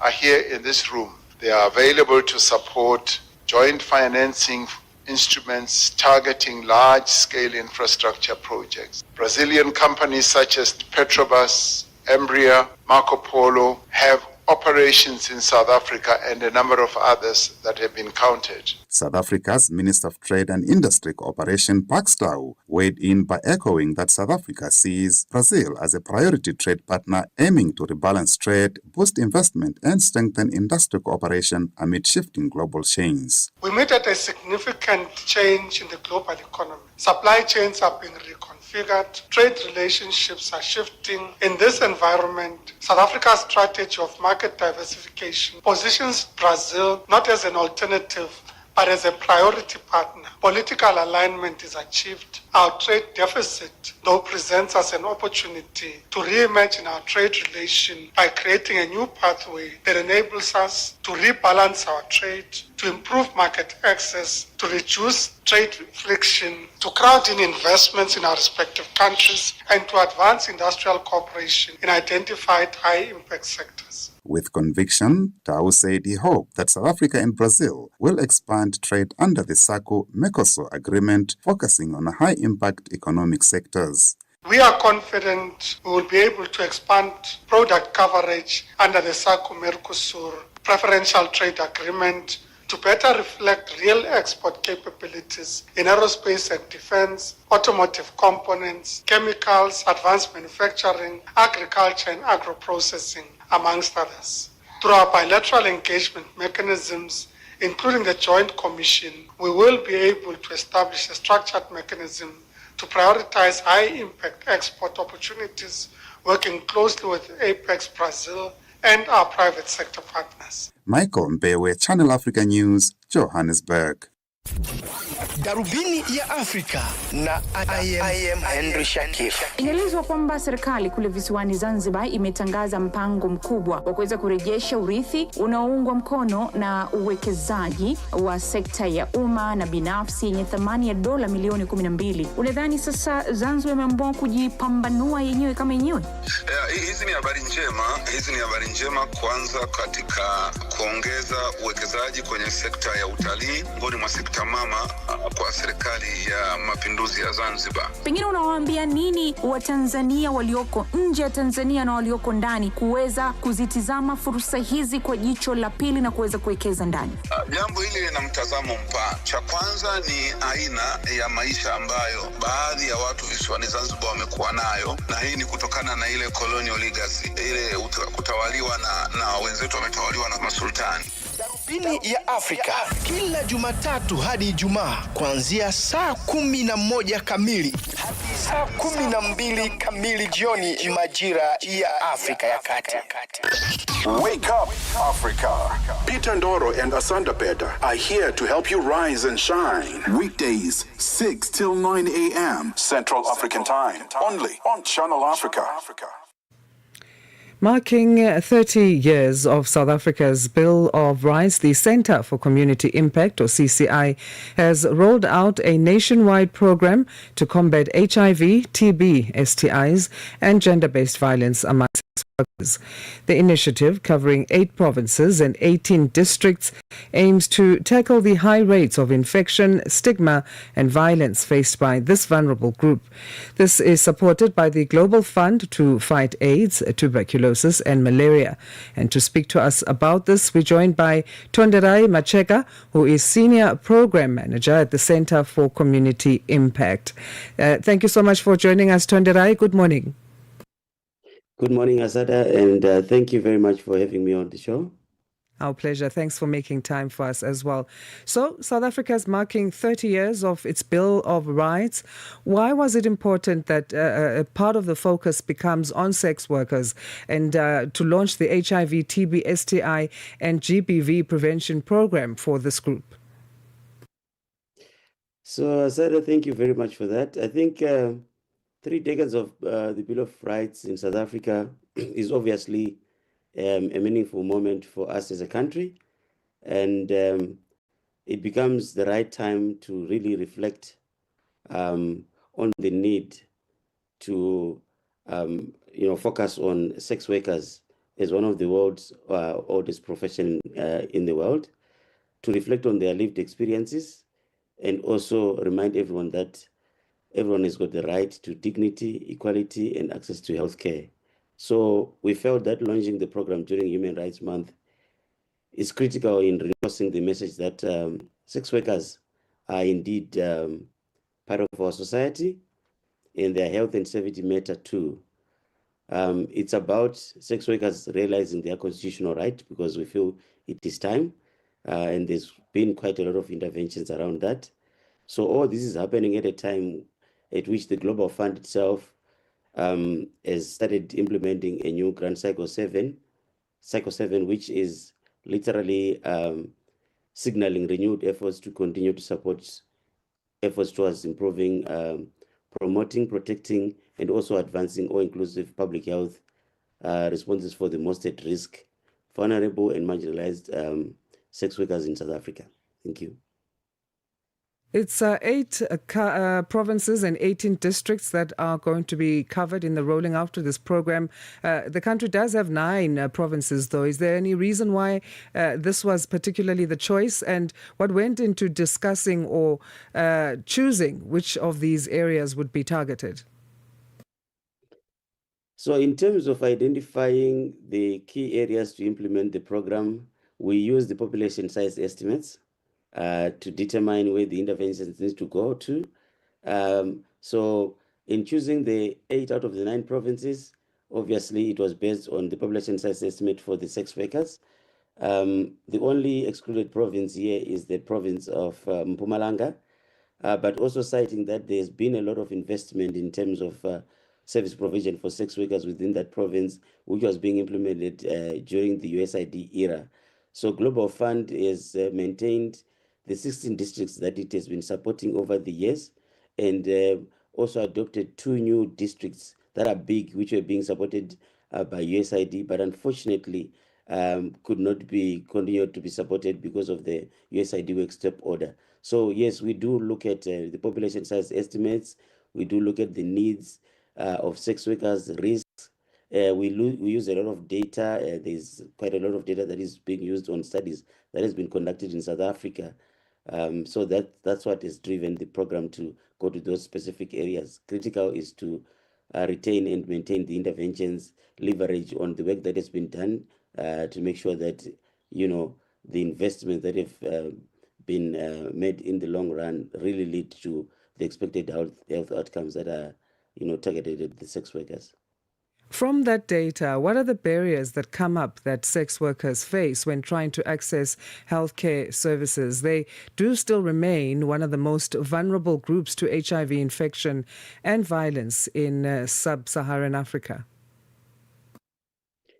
Indeed, in terms of health, sex workers are supposed to receive comprehensive health services through mainstream public health facilities, be it fixed or mobile facilities, because they are a highly vulnerable population. But there still exist barriers from studies. There's quite a lot of barriers that have been identified which limit their access to much needed prevention, treatment, care, and support services. There's a lot of stigma and discrimination, which is one of the barriers. And this has just been confirmed by the most recent stigma index study that is conducted by South Africa, led by the people living with health sector through SANAC, which has showed that there's a lot of stigma and discrimination. There's also quite a number of negative attitudes and value judgment by healthcare service providers that are lacking sensitization in terms of serving these specific key populations. For instance, you find in a facility, sex workers, when they collect condoms, they would like to collect maybe 10 or 20 because those are the tools for their trade. But obviously, once it's out of the norm, for unsensitized service providers. So those are some of the challenges that we're confronted with. There's also been a lot of violence, harassment, and fear of arrest because sex work is still criminalized in South Africa. And all these discourage them from seeking healthcare because they're afraid at any given point in time they may be running from law enforcement agents. So our sex workers are harassed every day, and it creates a challenge in terms of them accessing services. but also there are broader economic vulnerabilities and other legal, financial, and social challenges that really underpin this industry, and they lead to really limited access to healthcare service provision. So there's quite a lot of evidence out there in terms of these barriers to, accessing health services for sex workers. Thank you. And given that stigma, then, and the negative sentiment that sex workers deal with when trying to access the healthcare services that are mainstream, what are the challenges then that does that bring forward in terms of them seeking alternative areas or places to get their assistance that they might not be getting from the mainstream side that might end up being illegal? And how is that one tackled? Yes, of course, there's alternative ways of seeking healthcare services for sex workers, and it definitely leads to them not necessarily accessing them through mainstream public healthcare services, and it creates problems in terms of, adherence. I think it leads to also high mortality, and I think at an opportune time of what some of the interventions that are in play now is the program that we've just talked about, which CCI is implementing across the 18 districts funded by the Global Fund, where a sex work program has been funded largely as a comprehensive package of care through an outreach-based peer-led intervention, where we are now going out to the communities, identifying peer navigators, which are largely coming from the sex work sector, training them, and then equipping them with the necessary tools to provide services to sex workers. They know where the sex workers are, and they they can easily access the sex workers at any given point in time. So the package of interventions that the Global Fund is funding for South Africa, which is being implemented or led by CCI and implemented by a number of sub-recipients across the 18 districts, really come in handy, and they provide a lot of interventions. For instance, we provide biomedical interventions, which are mainly HIV, TB, and STI screening services. In the sex work hotspots. So, for instance, we extend our services to brothels. We extend our services to all other hotspots where sex workers are, and we provide such HIV, TB, and STI screening. Once we identify that a sex worker is HIV positive, we then link them and refer them to the nearest health facility for treatment initiation and follow-ups. Right. And this is coupled with psychosocial support that we also provide. But over and above that, there's quite a lot of other interventions, including behavioral interventions that are provided to sex workers, and other structural interventions where we are now looking at managing issues of gender-based violence and screening across sex workers as well. Thank you. All right, Tonderai, we're going to leave it there. Thank you so much for talking to us this morning. Thank you very much, Asanda. Have a good day. Thank you. Bye. You too. Tonderai Macheka rather, is a senior program manager at the Center for Community Impact, talking about a nationwide program to tackle HIV, also with the goal of ending HIV as a public health threat by 2030, but specifically targeting sex workers and their access to healthcare services. Africa Update on Channel Africa with Lulu Kabu. Malawi's President Peter Mutharika has directed that a fresh inquiry be conducted into the plane crash that claimed the life of former Vice President Saulos Klaus, political analyst Ndule Mwakasangula. Ndule, what are they politically and institutional factors that may have influenced President Peter Mutharika's decision to order a fresh inquiry into the crash? Let me start by saying that the death of the former president and 8 others was a painful national tragedy. You know, public trust is very important. If people feel that the first report left gaps, the president may believe that a fresh inquiry could restore confidence and provide closure. So the decision by the president may be influenced by public pressure, but also the need to rebuild trust in the state institutions. Africa Update with Lulu Kabu, 12 to 1 p.m. Central African Time. New day, new stories. Start your morning right with Rise and Shine on Channel Africa. Africa Matters. The conversation on climate change and financing Africa's recovery. Only on Channel Africa. We're proud to announce that Wits Business School is actually our partner. They are hosting us. The second most important thing, though, for me, is that we often go to these summits, these conferences, and you find that you never really know where to find solutions and outcomes that came out of those discussions. So Wits Business School will craft our outcomes document, which will have steps to say what are the follow-ups and how do we measure success and what do we need to do next. Across the continent, climate change is forcing tough decisions. This is Africa Matters. Wake up, Africa. Peter Ndoro and Asanda Beda are here to help you rise and shine. Weekdays, 6 till 9 a.m. Central African Time. Only on Channel Africa. Right, yes, indeed. You're listening to Channel Africa's Rise and Shine. And you know me, I'm getting very excited about this new project where we are telling the African story and I suppose helping educate each other about just how advanced we've been as a continent over time, even though the history books perhaps don't always tell the story very well. Did you know that long before the Industrial Revolution in Europe, ancient Africans were already mastering complex metal technologies? Yeah, archaeological evidence from ancient Nubia in present-day Sudan shows that iron and steel were being produced there more than 2,000 years ago. Yeah, skilled metal workers developed advanced furnaces capable of reaching extremely high temperatures, allowing them to produce durable tools and weapons that were traded across the region. And this was happening 2,000 years ago, right here in Africa. It's 7:30. It's time for your news headlines. Here's Onele Nsinzi. SABC News. Headlines. The African Perspective. Thank you, Peter. Mali, Senegal and Nigeria have now become the biggest weapon buyers in sub-Saharan Africa as security threats grow. The son of the late former Zimbabwean president and his co-accused are expected to apply for bail in the Alexander Magistrate Court in the north of Johannesburg in South Africa today. And the U.S. military says it has destroyed 16 Iranian mine-laying vessels near the Straits of Hormuz, a key passageway for oil exports in the Gulf. Channel Africa News, I'm Onele Nsinzi. SABC News. Headlines. The African Perspective.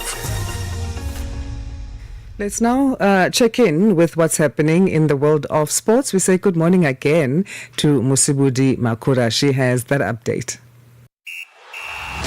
Sports on Channel Africa. The African Perspective.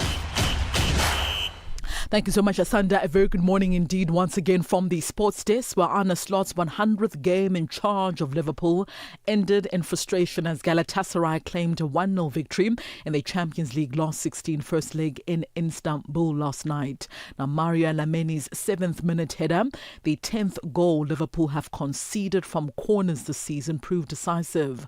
The Reds twice thought they had equalised, but VAR ruled out efforts from Victor Osimhen and a goal-mouth scramble involving Ibrahima Konate as well as Virgil van Dijk.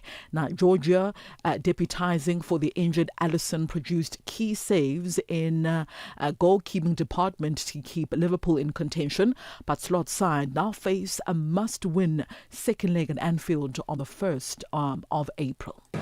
We can do better, I'm 100% sure about that, but even with the game we've played, we had enough chances to score goals. We didn't, but next week we play at Anfield and our fans will be so supportive for us because I think that was today the situation for Galatasaray. They had great support from their fans. It was difficult for us to play and difficult for another person on the pitch to manage the game. So yeah, let's hope we can create the same atmosphere next week at Anfield. Meanwhile, Tottenham Hotspur's Champions League hopes took a major blow as they were thrashed 5-2 by Atletico Madrid in their last 16 first leg at the Metropolitano Stadium last night. Now, manager Igor Tudor's bold decision to start 22-year-old Antoine Kingsley is in goal ahead of first choice goalkeeper Gilmore Visceral backfired on the night with the youngster culpable for two early errors as Spurs fell 3-0 down inside the first 17 minutes. Now, Kingsley was substituted soon after, with questions certain to be asked of Tudor's selection as well as handling of the situation. Marcos Llorente opened the scoring after a botched clearance, setting the tone for a nightmare evening for Tottenham Hotspur. Meanwhile, Lamine Yamal struck a dramatic 96th-minute penalty to earn Barcelona a 1-0 draw against Newcastle United in their Champions League last 16 first-leg clash last night. Harvey Barnes had fired the Magpies ahead in the 86th minute, sparking hopes of a famous win at St James Park. But deep into stoppage time, Dani Olmo was brought down by Malik Thiaw, and Yamal coolly converted from the spot to deny Newcastle United a landmark victory. Eddie Howe's side, who went toe-to-toe with the five-time winners, now face a daunting return leg at the Nou Camp just next week, with the tie finally balanced going into that second leg. The West Indies cricket team is set to return home via commercial flights from India after a distressing wait following their exit from the Men's T20 World Cup. Now, the West Indies have been stuck in Kolkata since they were eliminated from the tournament on the 1st of March amid travel disruptions caused by the conflict across the Middle East. The International Cricket Council, also known as the ICC, had been due to arrange a charter flight for both the West Indies and South Africa, but the Cricket Board of the West Indies said they had been repeatedly delayed in making sure the team arrives home. Some of the West Indies players and staff members have already departed, with the remainder of the party scheduled to leave on Wednesday. Meanwhile, England, who lost their semi-final on Thursday, flew home on Saturday, leading to accusations of bias directed at the ICC, which were categorically denied by the cricket's global governing body. And finally, on the tennis court, the world number one Aryna Sabalenka eased into the quarterfinals at the Indian Wells tournament with a 6-2, 6-4 victory over Naomi Osaka. Now, the four-time Grand Slam champions were meeting for the first time since 2018, when Osaka beat Sabalenka en route to winning the US Open tournament. But on this occasion, Sabalenka proved just too strong for the 16th seed as she wrapped up the match within 80 minutes. Sabalenka, who finished runner-up last year at this year's tournament, will face Canada's Victoria Mboko in the last 8. I'm super happy with the level I played. I'm happy the way I served, how I put her. But yeah, I'm super happy with the performance, the way I put her under pressure, and the variety that I brought today. The variety that I brought. Happy with the level I played today. I think overall, all matches I play, I try to put an extra pressure on the second serve and be more aggressive. But today, I just felt like I have to step in and I have to put even more pressure on her just so she deal with that power and speed. All right, so that concludes your sports news on the second hour of Africa Rise and Shine. As always, for any sports stories you'd like to share with us, do send us an email first to newsroom@channelafrica.co.za. Alternatively, call us on +27 11714 4459. I'm back with the final sports update on the show in the next hour. For Channel Africa Sport, I am Musibudi Makura. Sports on Channel Africa. The African perspective. Musi Budi Makura, thank you very much indeed, and we'll hear from her at the top of the hour with the sports headlines. Coming up shortly, we bring you the business news, but a little bit further ahead, we're going to be going to Cameroon because there's a food crisis that's playing out there. As many as 3.3 million people, particularly towards the north of the country, are finding it very difficult to put food on the table, and we find out why. Este é o Caleidoscópio de Canal África, com Remo Samo e João Yabalá. Moçambique prepara-se para a chegada do ciclone tropical Gezane, prevista para esta sexta-feira, com impacto esperado nas províncias de Sofala, Inhambane e Gaza. O fenómeno, que já causou mais de 30 mortes de destruição significativa em Madagascar, poderá atingir o litoral moçambicano, com ventos de 140 km por hora e chuvas intensas, afetando cerca de 1,1 milhão de pessoas. A aproximação do ciclone surge numa altura em que o país ainda recupera das cheias de janeiro, que provocaram dezenas de mortos e afetaram mais de 700 mil pessoas. Para fazer o ponto de situação, ouvimos Rita Almeida, diretora de Planificação e Cooperação do Instituto Nacional de Gestão e Redução de Riscos de Desastres. As famílias devem reforçar o teto das casas, as portas e as janelas. Devem evitar fazer-se tanto à rua, devem prestar atenção sobre as orientações em relação a centros de acomodação temporário, devem preparar um kit mínimo básico com fósforos, produtos alimentares, medicamentos. De segunda a sexta-feira, das 20 às 21 horas locais, este é o Caleidoscópio de Canal África. Right, let's catch you up with the business news. Here's Chanduko Ligege.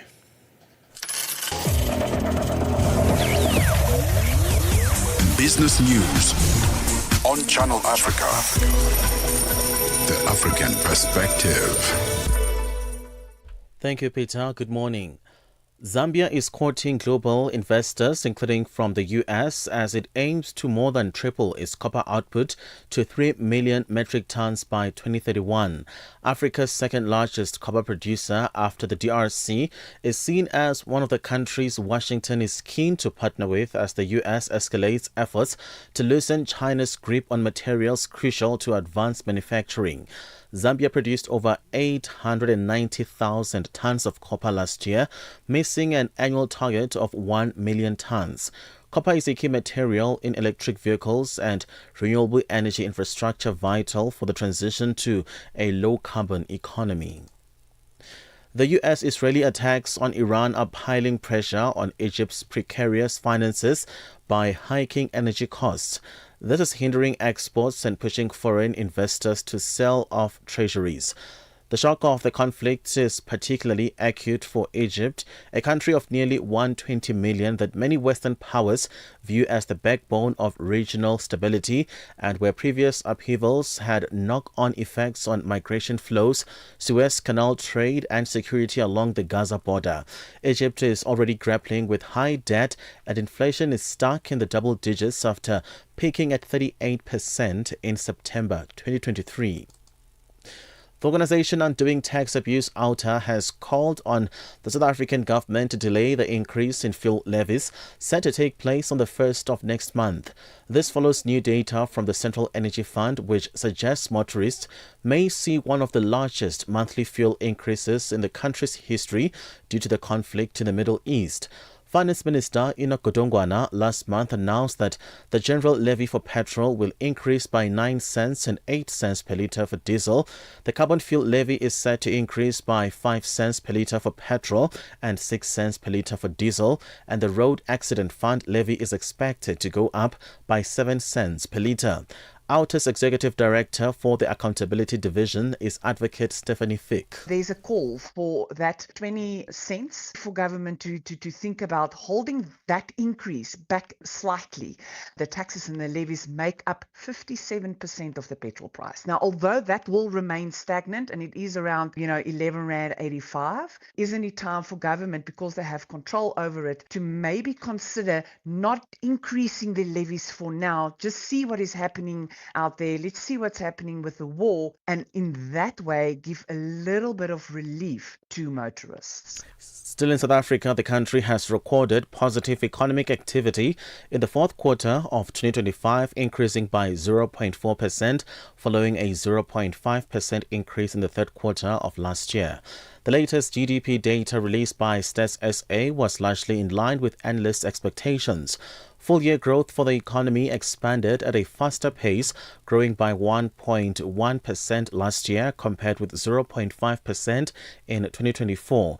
Chief Director for National Accounts Dr. Bokang Vumbukani Lipolisa says industries such as agriculture and finance grew positively, while others like manufacturing contracted. Manufacturing was the largest negative contributor, shrinking by 0.6%.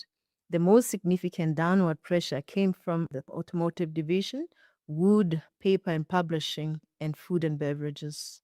Other industries that declined in the fourth quarter included electricity, gas and water, construction, mining, and transport, storage and communication. Oil prices have continued their volatility after U.S. Energy Secretary Chris Wright posted on social media that the U.S. Navy had successfully escorted an oil tanker through the Strait of Hormuz. Prices fell as much as 17% after Wright's post, but it was quickly deleted with confirmation later from the White House that the Navy had not escorted a tanker through the key energy route controlled by Iran. Sherwin Bryce Peace reports that the oil price has begun to rise after digesting the misinformation. Traffic transiting the Strait of Hormuz has been severely restricted since the start of the war, pushing oil prices as high as $119 earlier in the week before a retreat. Wright's deleted post said the U.S. Navy escorted a tanker through the strait to ensure oil remained flowing to global markets, which was inaccurate. Iran's Revolutionary Guard also rejected Wright's post, saying any movement of the U.S. fleet and its allies would be stopped by their missiles and drones. Earlier, the chair of the U.S. Joint Chiefs said they were starting to look at ways to potentially escort ships through the strait, while U.S. intelligence said it was seeing Iran take steps to deploy mines in the waters of the key shipping lane. Sherwin Bryce-Pease, SABC News, New York. $1 in Nigeria is 1,000 naira 396, Botswana 13 pula 35, Kenya 128 shilling 22, Zambia 19 kwacha 32. BRICS countries $1 in Brazil 5 real 17, Russia 78 rubles 63, India 91 rupee 90, China 61.89, South Africa 16 rand 28 cents. $1 is 75 pence to the British pound, 86 to the euro. Commodities: gold is trading at $5,200, platinum at $2,196 per ounce. The price of Brent crude oil at $87.22 a barrel. For any stories you'd like to share with us, please send us an email to newsroom@channelafrica.co.za, or you can call us on +27 11 714 4459. For Channel Africa Business, I am Chanduko Ligege.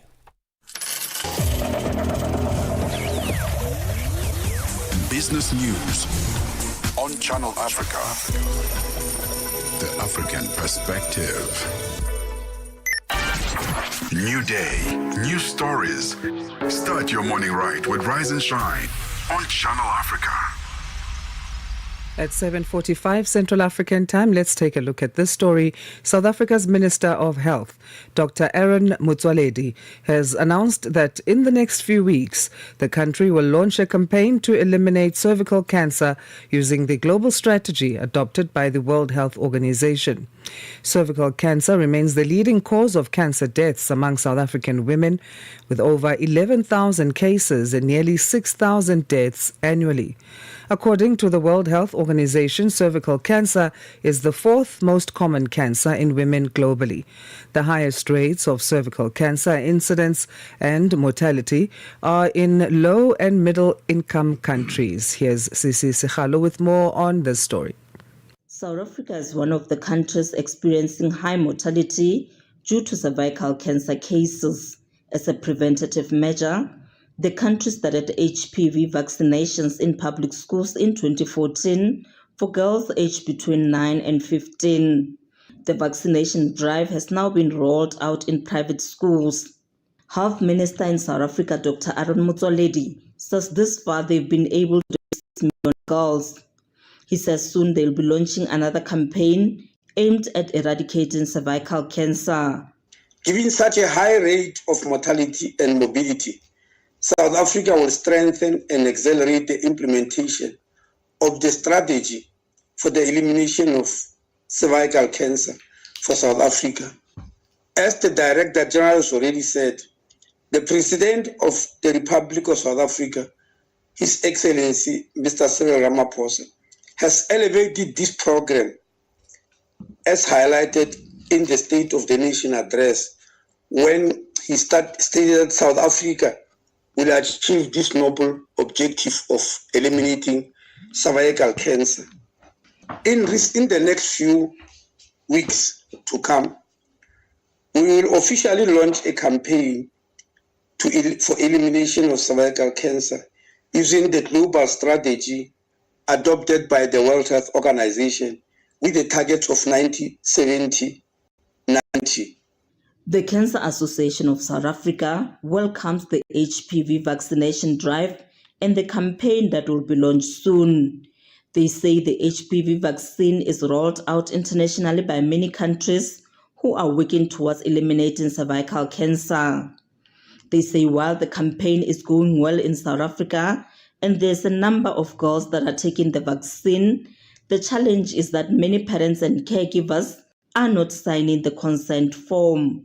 National Manager for Health Programs at the Cancer Association of South Africa, Lorraine Govender, is calling on parents to sign the consent form in order to play a role in protecting their daughter's long-term health. So the HPV vaccine has been proven internationally to be the best method to eliminate cervical cancer, and it's approved by the World Health Organization in terms of its efficacy and also the role it can play in terms of the HPV virus.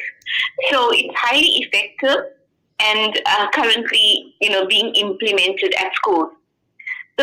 If we talk about cervical cancer, we live in a country where we can do more. Women should not be dying of cervical cancer. And the fact that when you are diagnosed with cervical cancer as well, often we find it's women presenting quite late and in the advanced stage of cervical cancer, which is often leading to death. So in terms of, number one, the prevention is yes, the HPV vaccine. Number two, our cervical cancer pap smears, that need to be done regularly, as well as women who are immunocompromised. They need to have their pap smears done at least every year. Govender also encourages women with cervical cancer to talk about their journey to educate other women. What we find is people who are diagnosed with cervical cancer, because it's a sexually transmitted transmission, people often don't talk about it. But we must remember that HPV can be picked up through sexual contact, through close contact. You don't have to have intercourse to get cervical cancer, to get the HPV virus. So I think we can do more to talk about cervical cancer as women. If you've been diagnosed, you're a survivor, tell others about your experience firstly to get them to go and have the pap smears, to really go for early detection, to support the HPV vaccine. We need to do more. It's a single dose. It's one dose in schools that our girls will get, and they will have a lifetime of protection from cervical cancer. So women, please, let's embrace it. Let's do more. Let's talk about the incidents, and let us not keep cervical cancer as a best kept secret or the HPV virus as a best kept secret. Meanwhile, South Africa's Health Minister Dr. Aaron Motsoaledi said the campaign to eliminate cervical cancer will be launched by the country's President Cyril Ramaphosa. For Channel Africa, I'm Sisi Sekhalo in Johannesburg, South Africa. Get in touch with us on Channel Africa on social media. Our handles are at Channel Africa on Facebook, and then through the networks of X, of TikTok, of Instagram, of LinkedIn, as well as YouTube. We are at Channel Africa 1. We welcome your questions and views about our programming there. Africa Update on Channel Africa with Lulu Kabu. Malawi's President Peter Mutharika has directed that a fresh inquiry be conducted into the plane crash that claimed the life of former Vice President Saulos Klauser, political analyst Ndule Mwakasangula. Ndule, what are they politically and institutional factors that may have influenced President Peter Mutharika's decision to order a fresh inquiry into the crash? Let me start by saying that the death of the former president and 8 others was a painful national tragedy. You know, public trust is very important. If people feel that the first report left gaps, the president may believe that a fresh inquiry could restore confidence and provide closure. So the decision by the president may be influenced by public pressure, but also the need to rebuild trust in the state institutions. Africa Update with Lulu Kabu, 12 to 1 p.m. Central African Time. New day, new stories. Start your morning right with Rise and Shine on Channel Africa.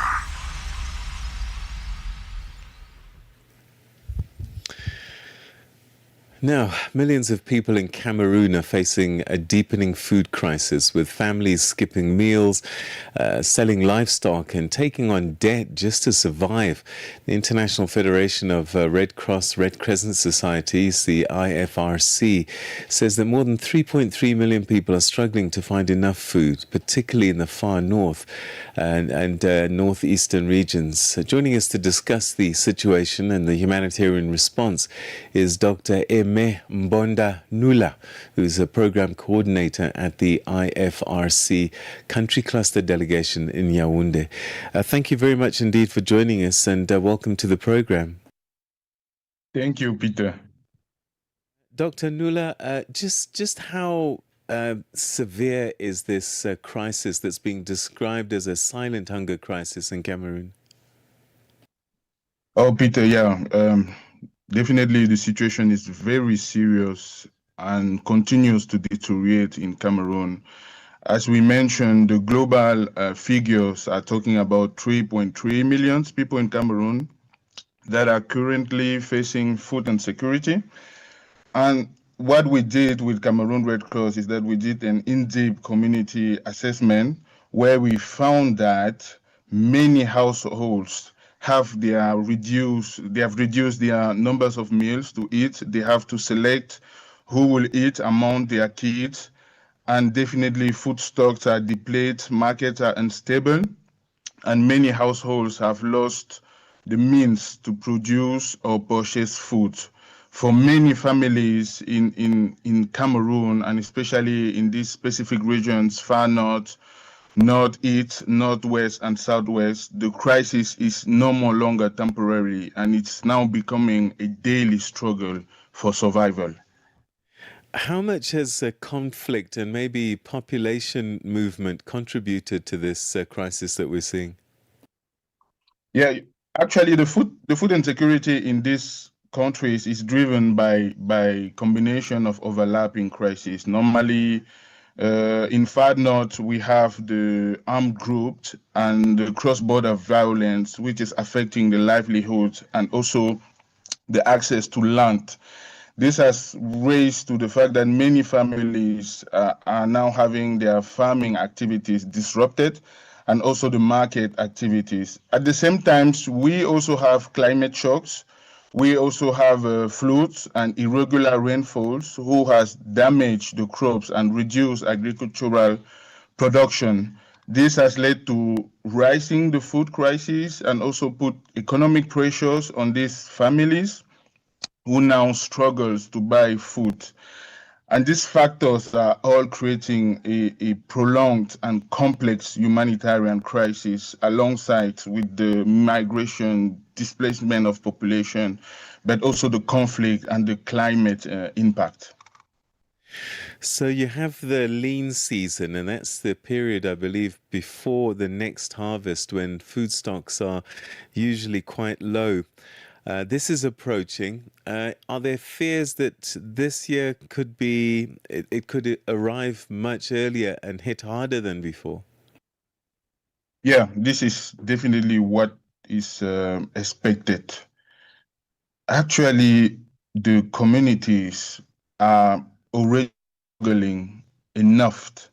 And with this lean season coming, they are going to reduce more and more meals per day, but they are also going to sell all their productive assets, such as livestock, farming tools, or household item. And definitely we are seeing some families borrowing money or food, and this increases the debts and the vulnerability. In some communities, parents are even skipping meals so that their children can eat. And we are not yet in the lean season. So just imagine when the lean season will come, this will be definitely a disaster. So we are here to anticipate that. Over. So what kind of assistance and help have you been able to provide? And I guess you probably need even more resources to deal with the issue. Yeah, up to now, we have been able to support some families with cash distribution, multi-purpose cash. This will help them to reduce their debts, but also to procure foods, to procure materials, and also to send their kids to schools, and finally, to be able to manage sending their kids to hospitals if needed. So at this level now, we are launching an emergency appeal which aims to reach 330,000 people, which is 10% of the people who are really affected by this crisis. And really, we will focus on the multi-purpose cash. We will focus on nutrition and health service, but also protection and community engagement activities. This is to support the communities to restore their livelihood. And we will have different phases. We'll have the early phases to respond rapidly to the needs, but we will move to the resilient phases so that they can be able to manage and be resilient with this disaster. Is there anything that the policymakers, the authorities, the governments, not just in Cameroon, but across the continent, can do better in the face of crises such as this?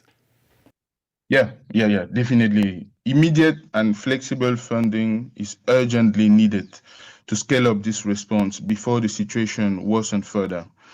Timely support will allow humanitarian actors to expand cash assistance, strengthen nutrition support, and help families protect their livelihood. Without this rapid support, more households may fall deeper into this crisis, and recovery will become even more difficult.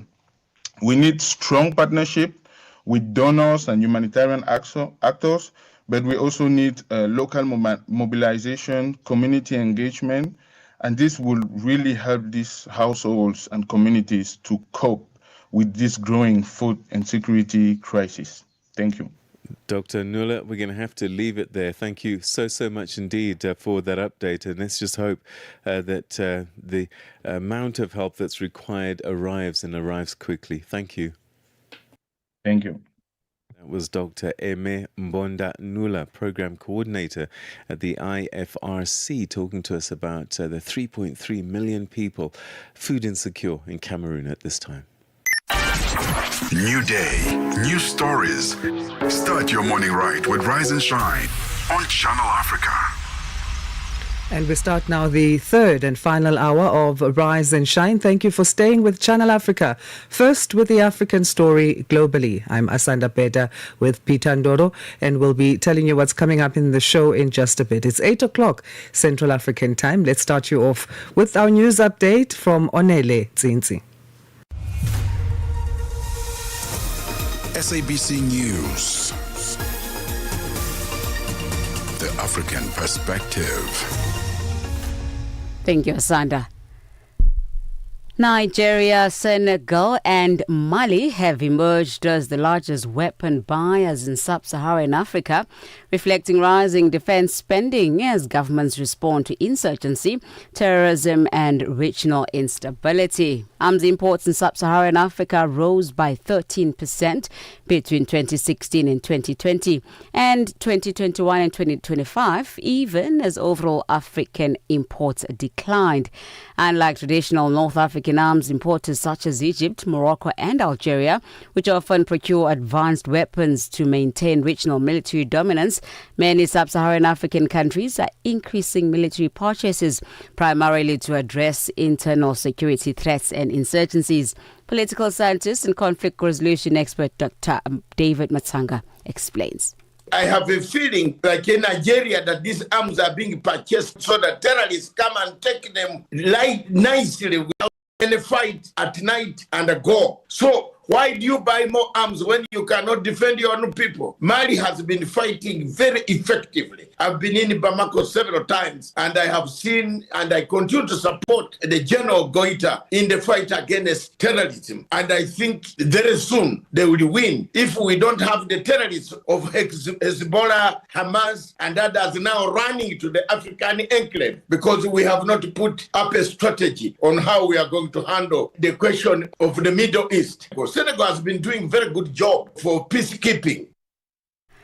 The South African government says those who abuse public office for personal gain will face the full might of the law. This was in reaction to the dismissal of more than 50 officials from the Border Management Authority. They were fired over corruption allegations. The deputy government spokesperson, William Baloyi, says the move aims to restore public trust, protecting national security and ensuring integrity within institutions responsible for managing South Africa's borders. Government reiterates that no individual is above the law. Public servants are entrusted with serving the people of South Africa with integrity, professionalism, and accountability. Those who abuse public office for personal gain will face the full might of the law. The son of the late former Zimbabwean President Robert Mugabe and his co-accused are expected to apply for bail in the Alexander Magistrate Court, the north of Johannesburg in South Africa today. Bellarmine Mugabe and Tobias Matonze are accused of shooting a 23-year-old employee at the Mugabe residence in Hyde Park, Johannesburg in February. The duo face several charges, including attempted murder, possession of a firearm and ammunition, defeating the ends of justice and theft. The case was postponed last week due to a power outage at the court.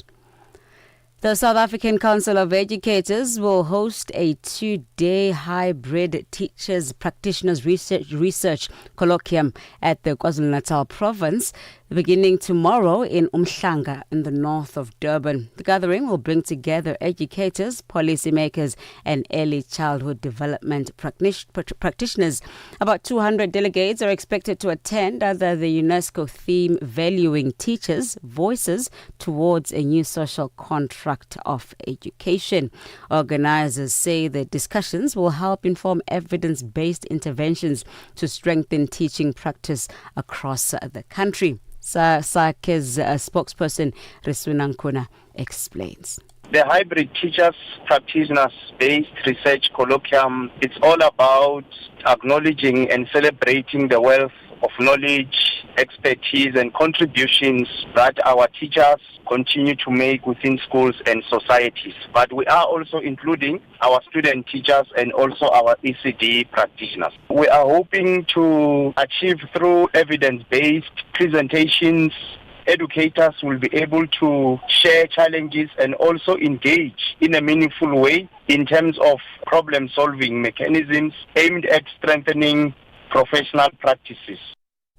Lastly, the U.S. military says it has destroyed 16 Iranian mine-laying vessels near the Strait of Hormuz, a key passageway for oil exports in the Gulf. The move comes after President Donald Trump warned that any mines laid in the strait by Iran must be removed immediately. The BBC's David Willis reports. Today came word in the US media that Iran had already planted mines in the Strait of Hormuz. Now that prompted a fiery tweet from President Trump, who took to social media to say that unprecedented military consequences would await Iran if this proved to be true. Now, subsequently, US Central Command has reported that the US Navy has destroyed 16 mine-laying vessels belonging to Iran. CENTCOM also posted video footage showing several ships being struck by projectiles and exploding.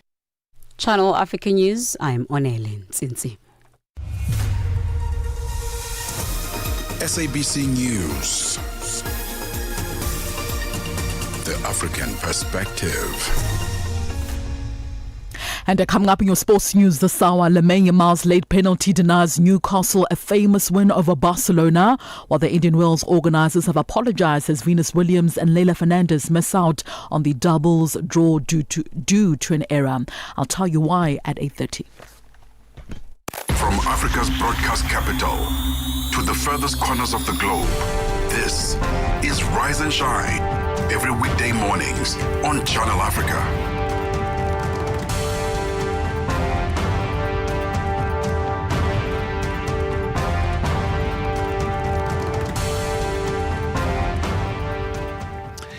It's 7 o'clock Central African. 8. Is it 8 o'clock? Please don't reverse us. Wow.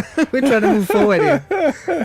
Okay, all right. So now I'm on the right time zone. A very good morning to you. Thank you so much indeed for joining us. You're listening and watching Channel Africa's Rise and Shine. Stay connected to Africa and the world on Channel Africa with the international voice. We are the international voice of the South African Broadcasting Corporation. Watch and listen anytime, anywhere on channelafrica.co.za and also on the Channel Africa mobile app. That's SABC Plus, and just look for Channel Africa there, or via the DSTV or OpenView audio bouquets. And you can catch us on social media as well at Channel Africa on Facebook, and then at Channel Africa 1 and all the other social media platforms. And don't forget that Channel Africa is first with the African story globally. A very good morning. I'm Peter Ndoro. And I'm Asanda, Beda. One of those stories we are first with globally is that there are,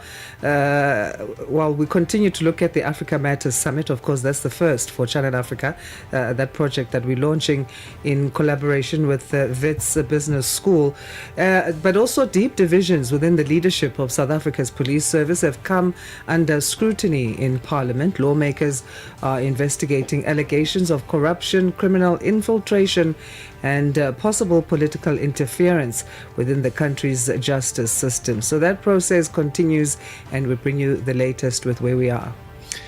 And I'll be going to Eastern DRC in Goma, where we believe a drone strike has happened there, and this has caused some fatalities. But we're going to get the details from our correspondent on the ground there. Este é o Caleidoscópio de Canal África, com Remo Samo e João Yabalá. Moçambique prepara-se para a chegada do ciclone tropical Gezane, prevista para esta sexta-feira, com impacto esperado nas províncias de Sofala, Inhambane e Gaza. O fenómeno, que já causou mais de 30 mortes de destruição significativa em Madagascar, poderá atingir o litoral moçambicano, com ventos de 140 km por hora e chuvas intensas, afetando cerca de 1,1 milhão de pessoas. A aproximação do ciclone surge numa altura em que o país ainda recupera das cheias de janeiro, que provocaram dezenas de mortos e afetaram mais de 700 mil pessoas. Para fazer o ponto de situação, ouvimos Rita Almeida, diretora de Planificação e Cooperação do Instituto Nacional de Gestão e Redução de Riscos de Desastres. As famílias devem reforçar o teto das casas, as portas e as janelas. Devem evitar fazer-se tanto à rua, devem prestar atenção sobre as orientações em relação a centros de acomodação temporário, devem preparar um kit mínimo básico com fósforos, produtos alimentares, medicamentos. De segunda a sexta-feira, das 20 às 21 horas locais, este é o Caleidoscópio de Canal África.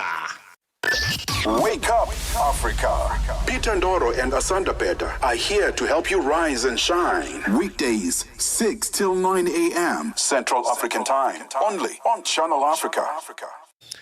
Yeah, we're receiving breaking news now from Eastern Democratic Republic of Congo.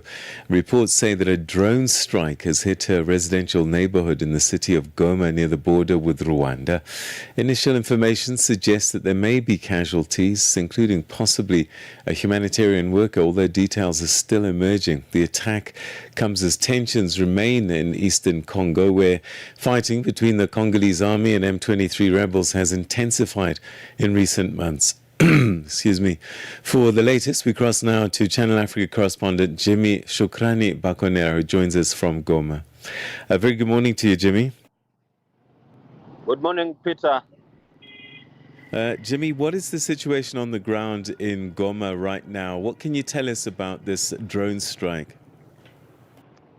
Yes, thank you so much. Right now, I'm somewhere called Herveya, is where there is great battles of the United Nations in the DRC. MONUSCO is where the drone attacks have just attacked in the morning. Just it was for 4 a.m.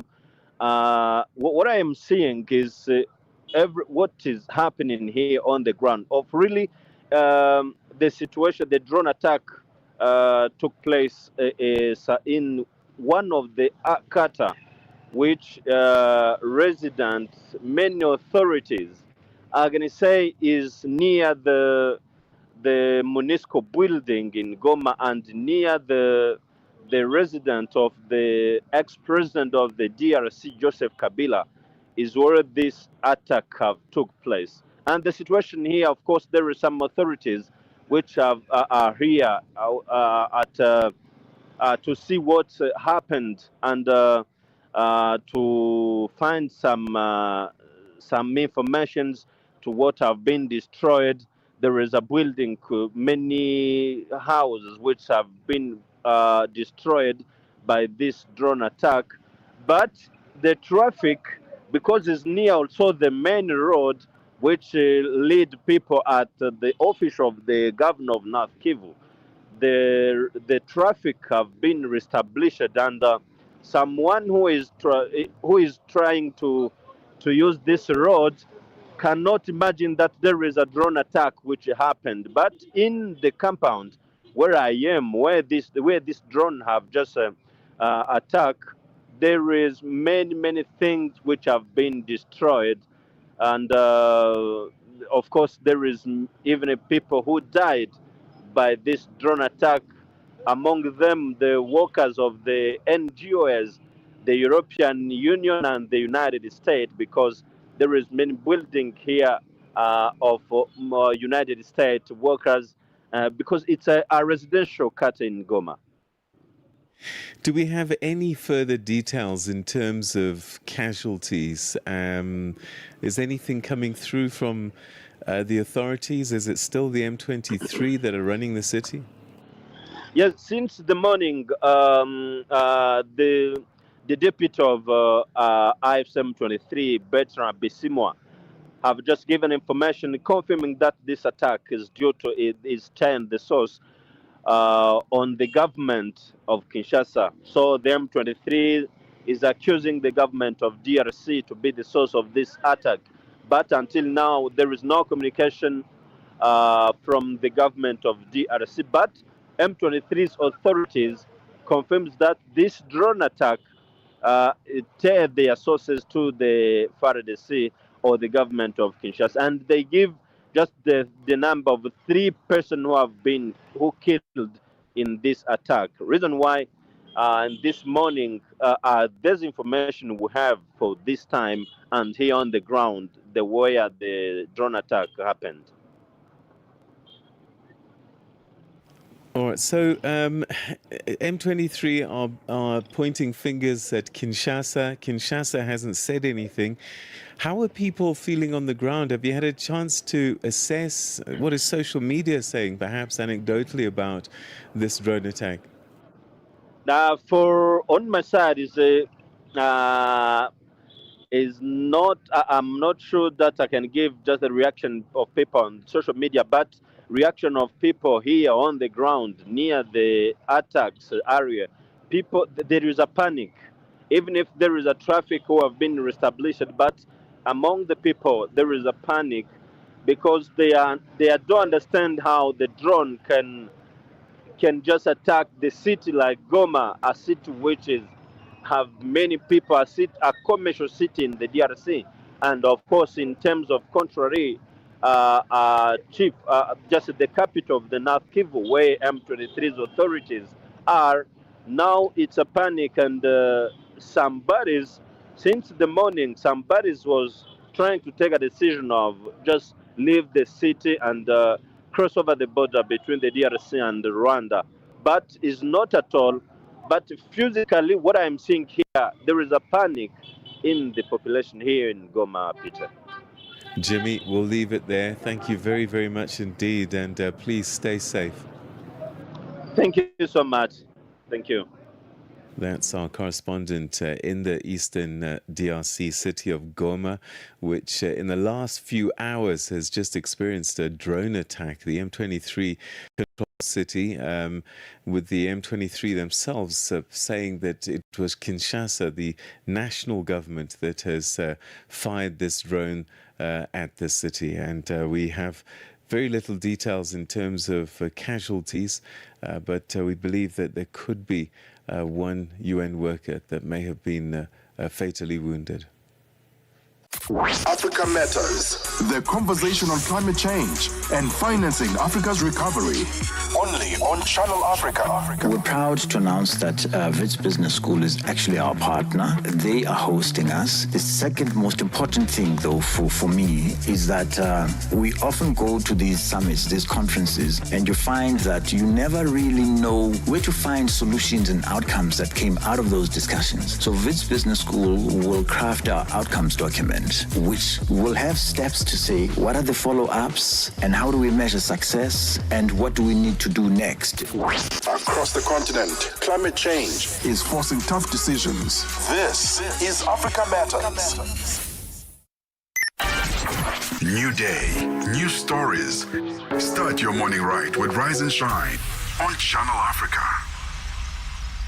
So, we continue today to look at the Africa Matters Summit, a strategic project launched by Channel Africa Radio. The summit, which will take place on the 25th of March at the Wits Business School in Johannesburg in South Africa, aims to shift the narrative, ensuring African voices and perspectives shape the discourse on critical continental issues. This year's theme focuses on climate change, financing Africa's recovery. To delve further into the subject of climate change, joining us today on the line is Sia Mieza, who is climate and energy campaigner at Greenpeace Africa and also one of the panelists for the Africa Matters Summit. Sia, thank you for joining us. Good morning to you. Good morning, Asanda, and thank you so much for having us. So and it's our pleasure, and we thank you for making time. Let's start by unpacking in terms of your work and trying to understand that better as climate and energy campaigner. What does that entail when it comes to addressing climate change? Thank you. So being an energy and climate campaigner basically means looking at policies in Africa and different African countries. How do we produce energy? Basically looking at the economy, because the economy is driven by the production of energy and that powers that. So it's looking at the frameworks basically, and how does that cascade and connect into with the climate crisis, the production of energy, particularly in South Africa when you look at fossil fuel, but also Africa as a whole has a high dependency on fossil fuels. So our work is at the premise that we need to find a way to transition to low carbon energy production systems that would be cheaper, but also more reliable to people and protect communities from the climate crisis. That's the basis of the work as a climate and energy campaigner. So one of those ways that you try and do that transition is by putting in specific polluter pays measures. So tell us about what those are, and you advocating for them to ensure fossil fuel companies do fund Africa's climate adaptation. Yeah, so one of the tools that we are using or the methodologies basically, it's so maybe if I can take a step back and maybe place out that Greenpeace Africa is an organization that uses creative confrontation to expose environmental injustices and drive solutions for sustainable, green and peaceful Africa. So this, at the center of it, it's really looking at how do we make polluters pay. This is informed by knowledge that Africa as a continent has a huge amount of international corporations that are basically mining for oil and gas and other precious minerals in the continent. And and processing and creating wealth elsewhere. So the idea here is looking at how can we pressure governments and financial institutions to put measures around taxing these OICs to direct that revenue to fund and the recovery of communities that are at the face of the climate crisis via multilateral processes, but also pushing for much more stringent government policies that will guide these profits or these resources to directly help communities to recover from climate shocks. Is Greenpeace Africa pressuring governments to move away from coal and gas, especially if we take the example of South Africa, who supplies these to other countries on the continent? Certainly. So part of our work as campaigners, I'm a climate and energy campaigner, there are oil and gas campaigners, etc. Our work is to not only put pressure on governments, particularly in South Africa, but we do this across the continent in our operation offices. What we do is we do a lot of research that informs our work and campaigns.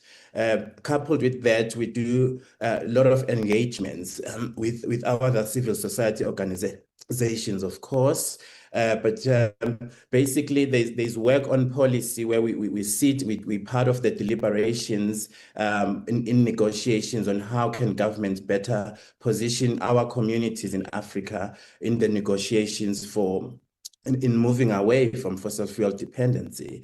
But we also do a lot of confrontational work or demonstrations that highlight how much life is lost and how much of basically havoc the dependency on oil and gas is causing to communities. With that, that informs policy and policy shifts. And then that's how we advocate for governments to move away from fossil fuels, but also shining a light on the opportunities that renewable energy sources actually do have in the continent. And this sits in different sectors, of course. There's, of course, sector of mining and also the environment. So all these regulatory departments need to work together to make sure that they protect the communities from oil companies, but also push for policies that are more renewable, proactive in essence. Right. And in what ways is Greenpeace Africa involving local communities? And you also mentioned that civil society groups are other groups that you work with to make sure that climate solutions are tailored to the specific needs of these communities. Oh, that's a great question, Asanda. So what we do, because of course, Greenpeace is an organization that is focusing on the continent, but we have country offices that are more in touch with the local geographies and politics. So that's one part where we plug into communities and work from that basis. When you look at the Congo Basin, for instance, where we work with communities to protect the forest, but also push back on ill developments like exploration for oil and gas, that's how communities come into the picture. In South Africa, we work with communities in Mpumalanga, particularly in Secunda, where we work with them with looking at air monitoring systems, but also advocacy work around how can the polluters in that area move away or at least protect communities via better technologies that clean the air, but also for communities to monitor for themselves the quality of air in the area. In Kenya, for instance, we are working with farmers to push back on seed laws that are taking away the farmers' rights and pushing for a much more equitable food system. So that how communities get involved, because we dwell into what is important in those communities and then link it to policy, but also push back on more creative ways via our NVDAs and research efforts. Do you have any particular projects that stood out for you or that have stood out for you so far in your work with Greenpeace that you can cite as examples for us? Oh, certainly. So we, as you know, in South Africa, there is the Africa Energy Week that is hosted in Cape Town every year towards the end of the year. So in that space, we normally have we call it an NVDA, non-violent direct action. Here we, like last year, that for me, that's the most one that I'm very excited about. We presented a climate bill to the oil companies that attend the Energy Week, where we came with a big machine.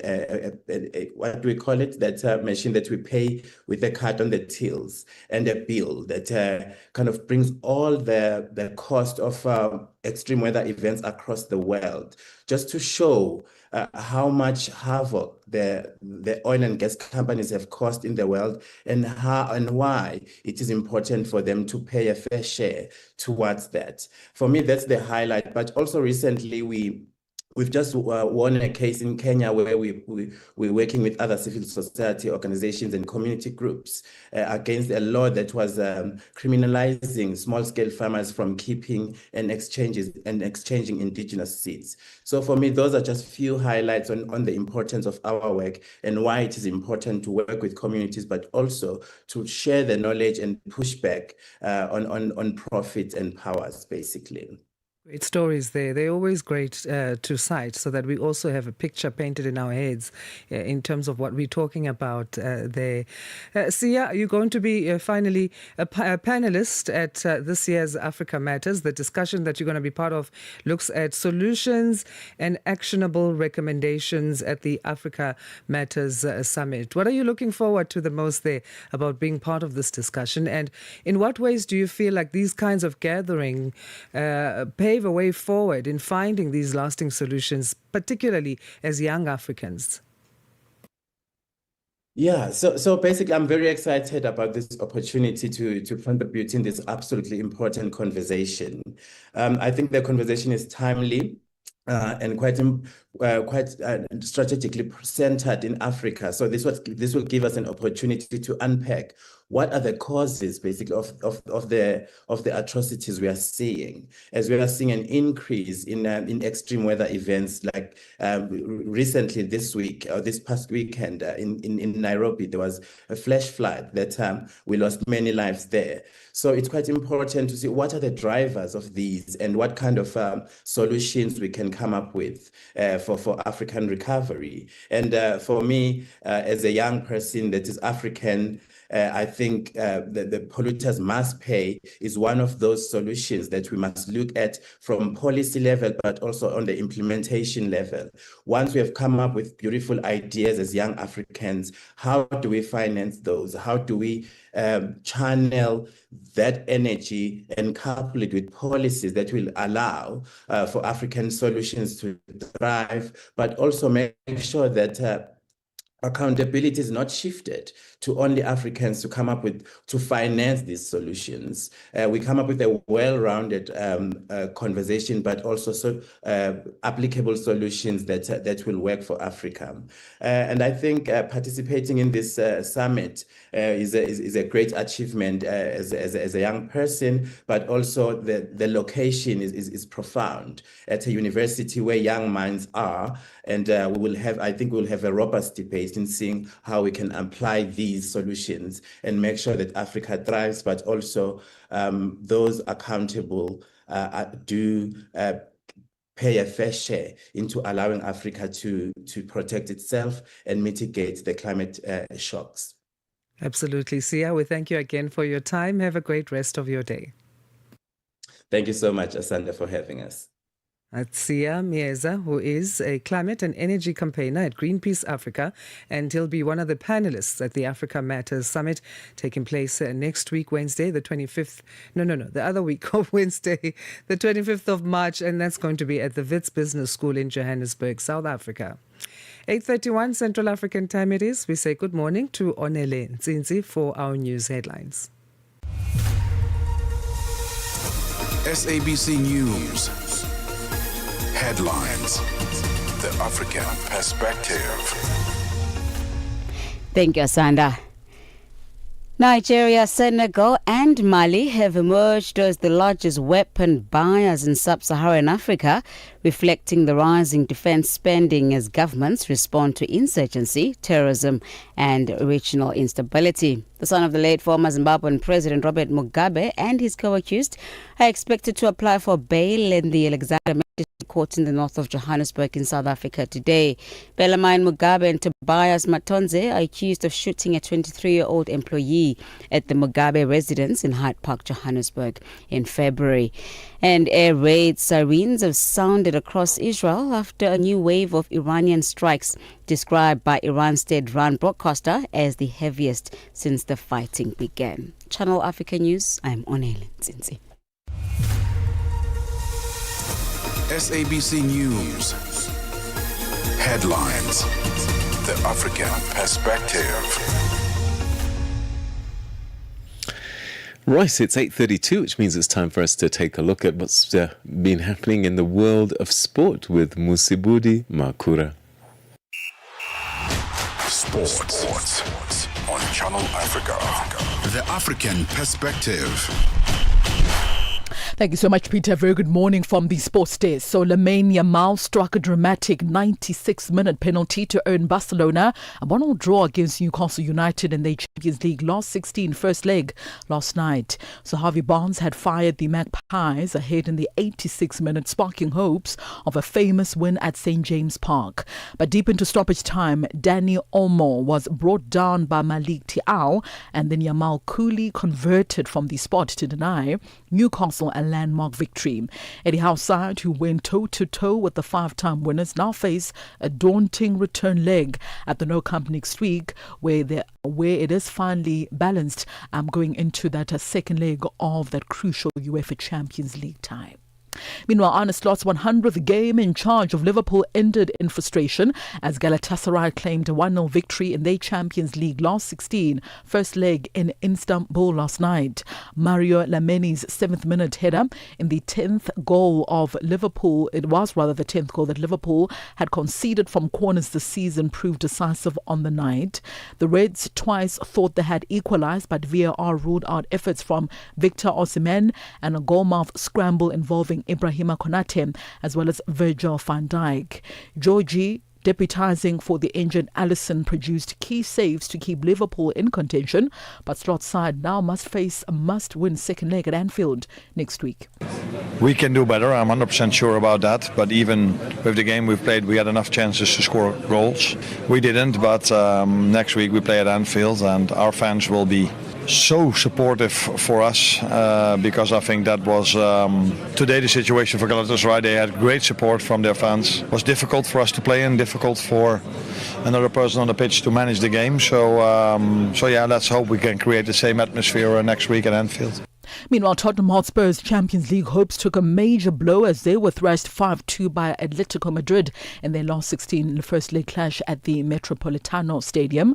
Now, manager Igor Tudor's bold decision to start 22-year-old Antoine Kingsley in goal ahead of first choice goalkeeper Guillermo Visceral backfired on the night, with the youngster culpable of 2 early errors as Spurs fell 3-0 down inside the first 17 minutes.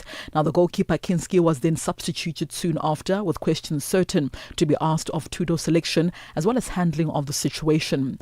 Meanwhile, Marcos Llorente opened the scoring after a botched clearance, setting the tone for a nightmare evening for Spurs away from home. On to tennis news now. Organisers of the Indian Wells tennis tournament apologised to Venus Williams and her playing partner Leila Fernandez after a clerical error ahead of the women's doubles draw denied the wildcard duo the opportunity to compete. Now, 7-time Grand Slam champion Williams was beaten in the opening round of the singles tournament by Diana Parry, while Canadians Fernandez lost to Katarina Sinikova in the second round. However, organisers said they had made an error and failed to certify the doubles wildcard entry for the pair ahead of the draw. Now, fans were eager to catch the duo in action in the doubles after they reached the US Open quarterfinals just last year, losing to the eventual runner-ups Taylor Townsend as well as Sinekova.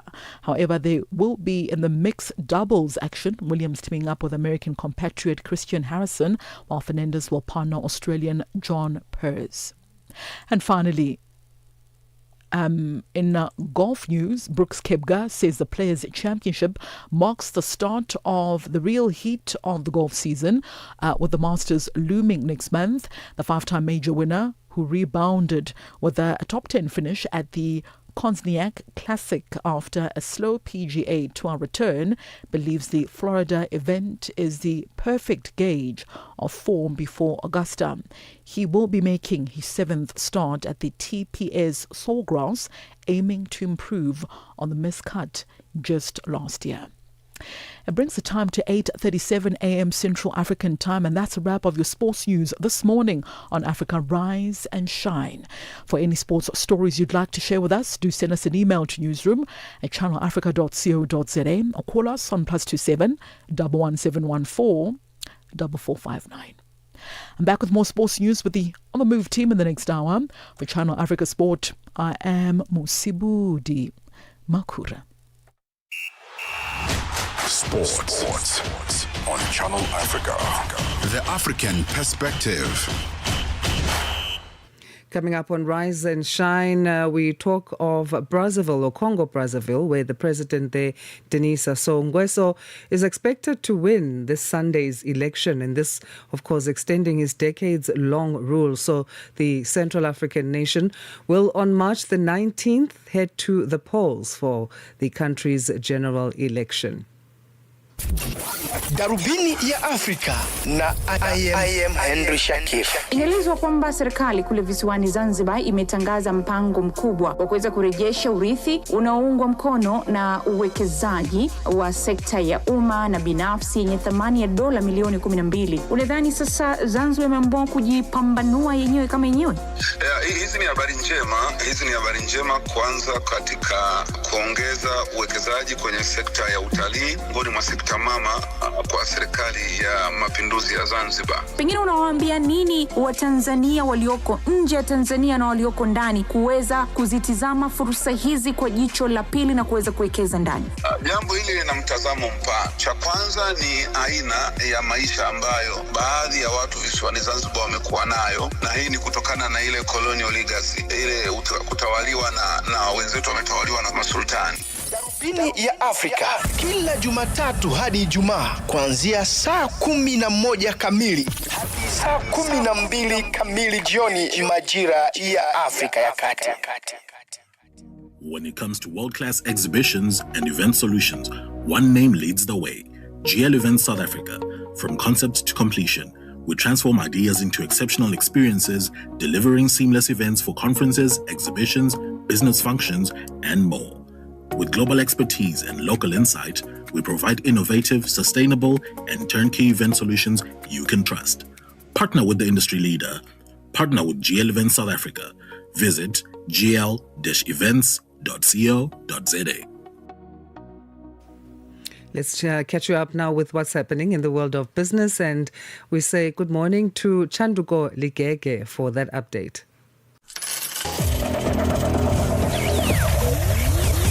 Business news on Channel Africa. The African perspective.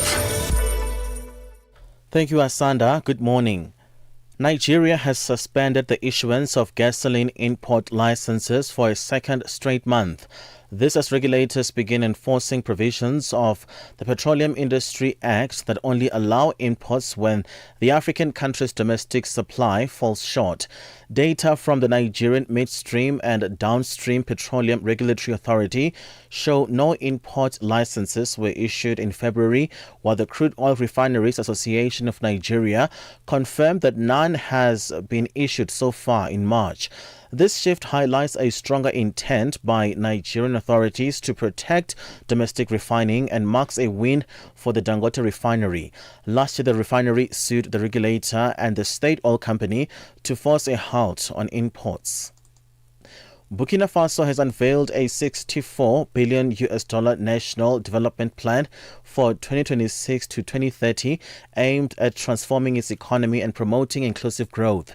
The plan focuses on enhancing security and social cohesion, among other things.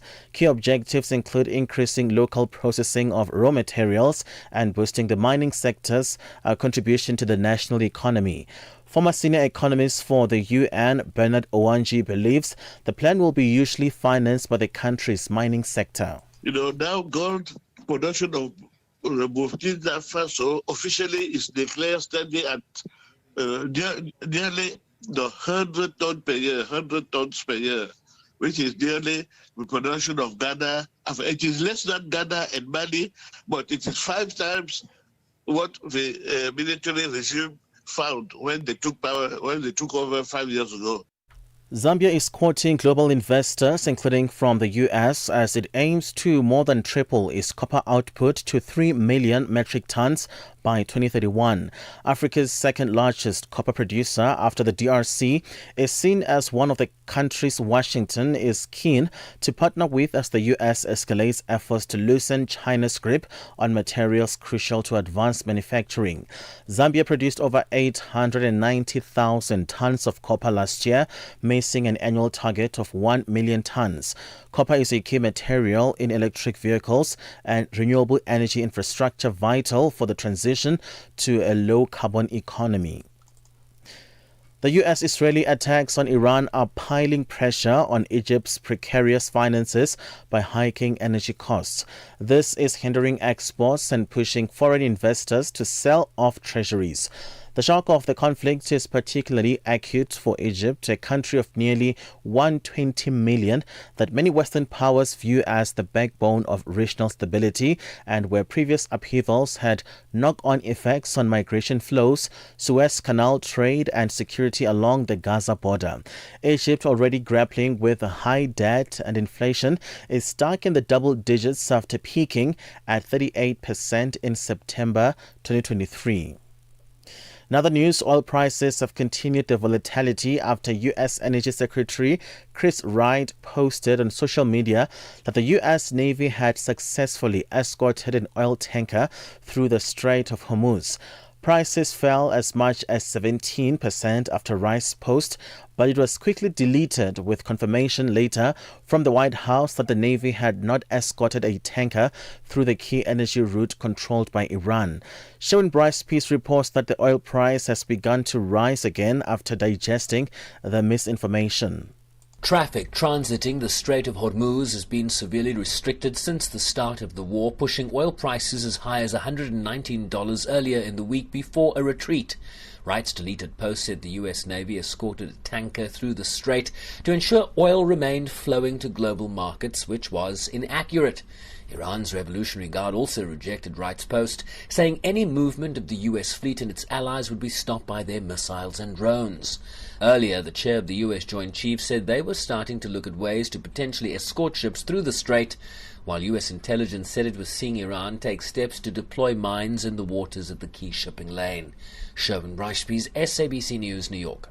$1 in Nigeria is trading at 1,000 naira 396, Botswana 13 pula 35, Kenya 128 shilling 22, Zambia 19 kwacha 32. BRICS countries $1 in Brazil 5 real 17, Russia 78 ruble 63, India 91 rupee 90, China 61.89, South Africa 16 rand 28 cents. $1 is 75 pence to the British pound, 86 to the euro. Commodities: gold is trading at $5,200, platinum at $2,196 per ounce, the price of Brent crude oil at $87.22 a barrel. For any stories you'd like to share with us, please send us an email, newsroom@channelafrica.co.za, or you can call us on +27 11 714 4459. For Channel Africa Business, I am Chanduko Ligege.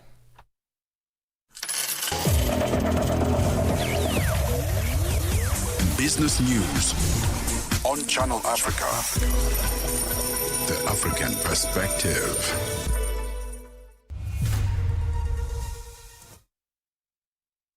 8:45 Central African Time, and we look at the Electoral Commission of South Africa, or the IEC. It's announced that a nationwide voter registration weekend will take place on the 20th and 21st of June, ahead of the upcoming local government elections. IEC Chief Electoral Officer Sai Mababulo briefed the nation on the Commissioner's trade of readiness and the latest developments in the electoral landscape as preparations gather momentum toward the elections. Here's Channel Africa's Nhlanhla Mahlangu with more.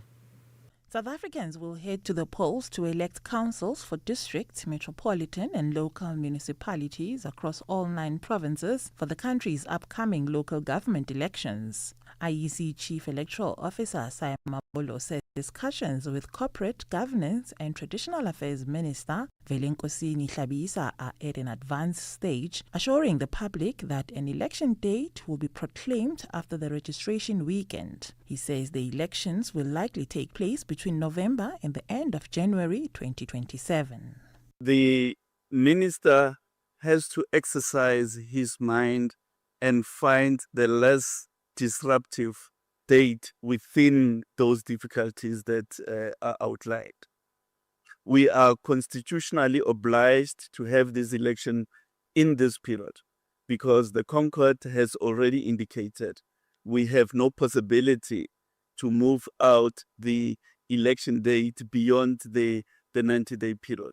So the exercise that the minister and the commission in consultation it's about is finding the less disruptive date, or rather a date that promotes the possibility for the greater participation of people within the constraints as outlined. On the issue of safety during the elections, Mamabolo says it remains a primary concern of the Commission. An election should be about the celebration of democracy, where we celebrate our nationhood, where we celebrate our citizenship, because an election is an opportunity to give practical expression to our constitutional rights that we have. So it's really the starting point when one looks at the issue of security. But 2, there are constitutionally mandated institutions for the provision of security to all South Africans.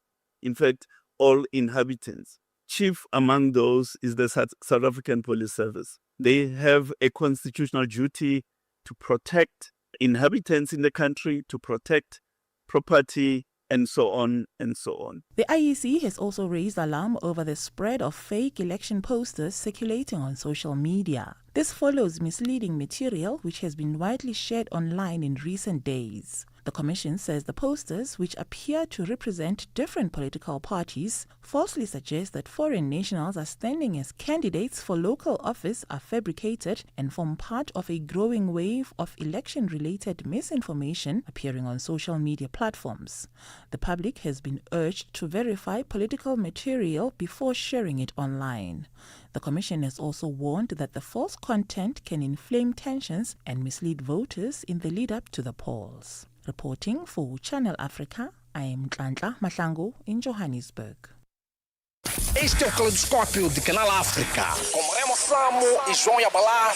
Moçambique prepara-se para a chegada do ciclone tropical Gezane, prevista para esta sexta-feira, com impacto esperado nas províncias de Sofala, Inhambane e Gaza. O fenómeno, que já causou mais de 30 mortes de destruição significativa em Madagascar, poderá atingir o litoral moçambicano, com ventos de 140 km por hora e chuvas intensas, afetando cerca de 1,1 milhão de pessoas. A aproximação do ciclone surge numa altura em que o país ainda recupera das cheias de janeiro, que provocaram dezenas de mortos e afetaram mais de 700 mil pessoas. Para fazer o ponto de situação, ouvimos Rita Almeida, diretora de Planificação e Cooperação do Instituto Nacional de Gestão e Redução de Riscos de Desastres. As famílias devem reforçar o teto das casas, as portas e as janelas. Devem evitar fazer-se tanto à rua, devem prestar atenção sobre as orientações em relação a centros de acomodação temporário, devem preparar um kit mínimo básico com fósforos, produtos alimentares, medicamentos. De segunda a sexta-feira, das 20 às 21 horas locais, este é o Caleidoscópio do Canal África.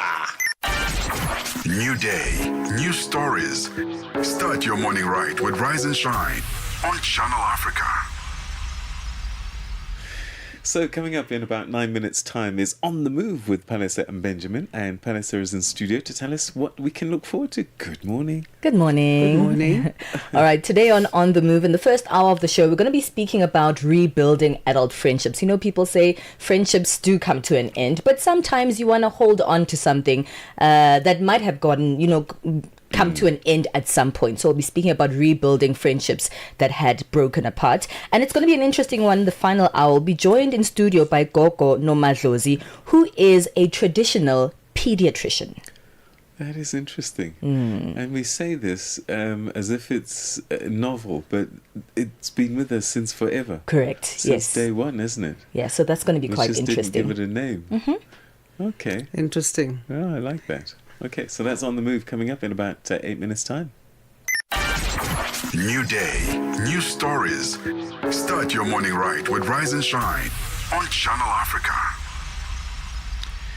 Now, President Denis Sassou Nguesso of Congo Brazzaville is expected to win this Sunday's election, extending his decades-long rule. Now, the Central African nation will, on March the 19th, head to the polls for the country's general election. Sassou Nguesso is a former paratrooper, first took power in the oil-rich Central African nation in a coup in 1979. The 82-year-old leader lost Congo Republic's first multi-party election in 92, but seized power again in 97 after a civil war. Despite his advanced age and a term limit which has fueled speculation about who will eventually succeed him, he's now ruled for a combined total of 42 years, making him Africa's third longest-serving leader after Equatorial Guinea's Teodoro Obiang and Cameroon's Paul Biya. Well, joining us on the line to unpack this further is Remaji Hoinathi, who's a senior researcher for Central Africa and the Great Lakes at the Institute for Security Studies. Thanks so much indeed for joining us and welcome. Thank you. Good morning. So with the President Denis Sassou Nguesso widely expected to win this election yet again, what does the current political climate in Congo-Brazzaville look like, and how competitive are these elections actually? Thank you. As you very well said it, Denis Sassou Nguesso and his party are ruling the country since many decades. And on the run to this election and also looking at past elections, the situation is likely totally under control because of the big impact of the ruling party on the political life in the country. Most of the main opposition leaders actually have been in jail since long. And some of them, the opposition parties that are still functioning actually decide to boycott the election. So in general, it's a context that is totally under control by the ruling party. And it's also a situation where the competition is likely not as open as it should be expected. So the main expectation of this election might only be the re-election of the incumbent president. As I draw comparisons with Cameroon, a leader that's been there for a long time, opposition dealing with a lot, and legitimacy questions always raised after each election. Are we going to have the same situation in Congo-Brazzaville where people will say it wasn't free and fair, but there are just no consequences?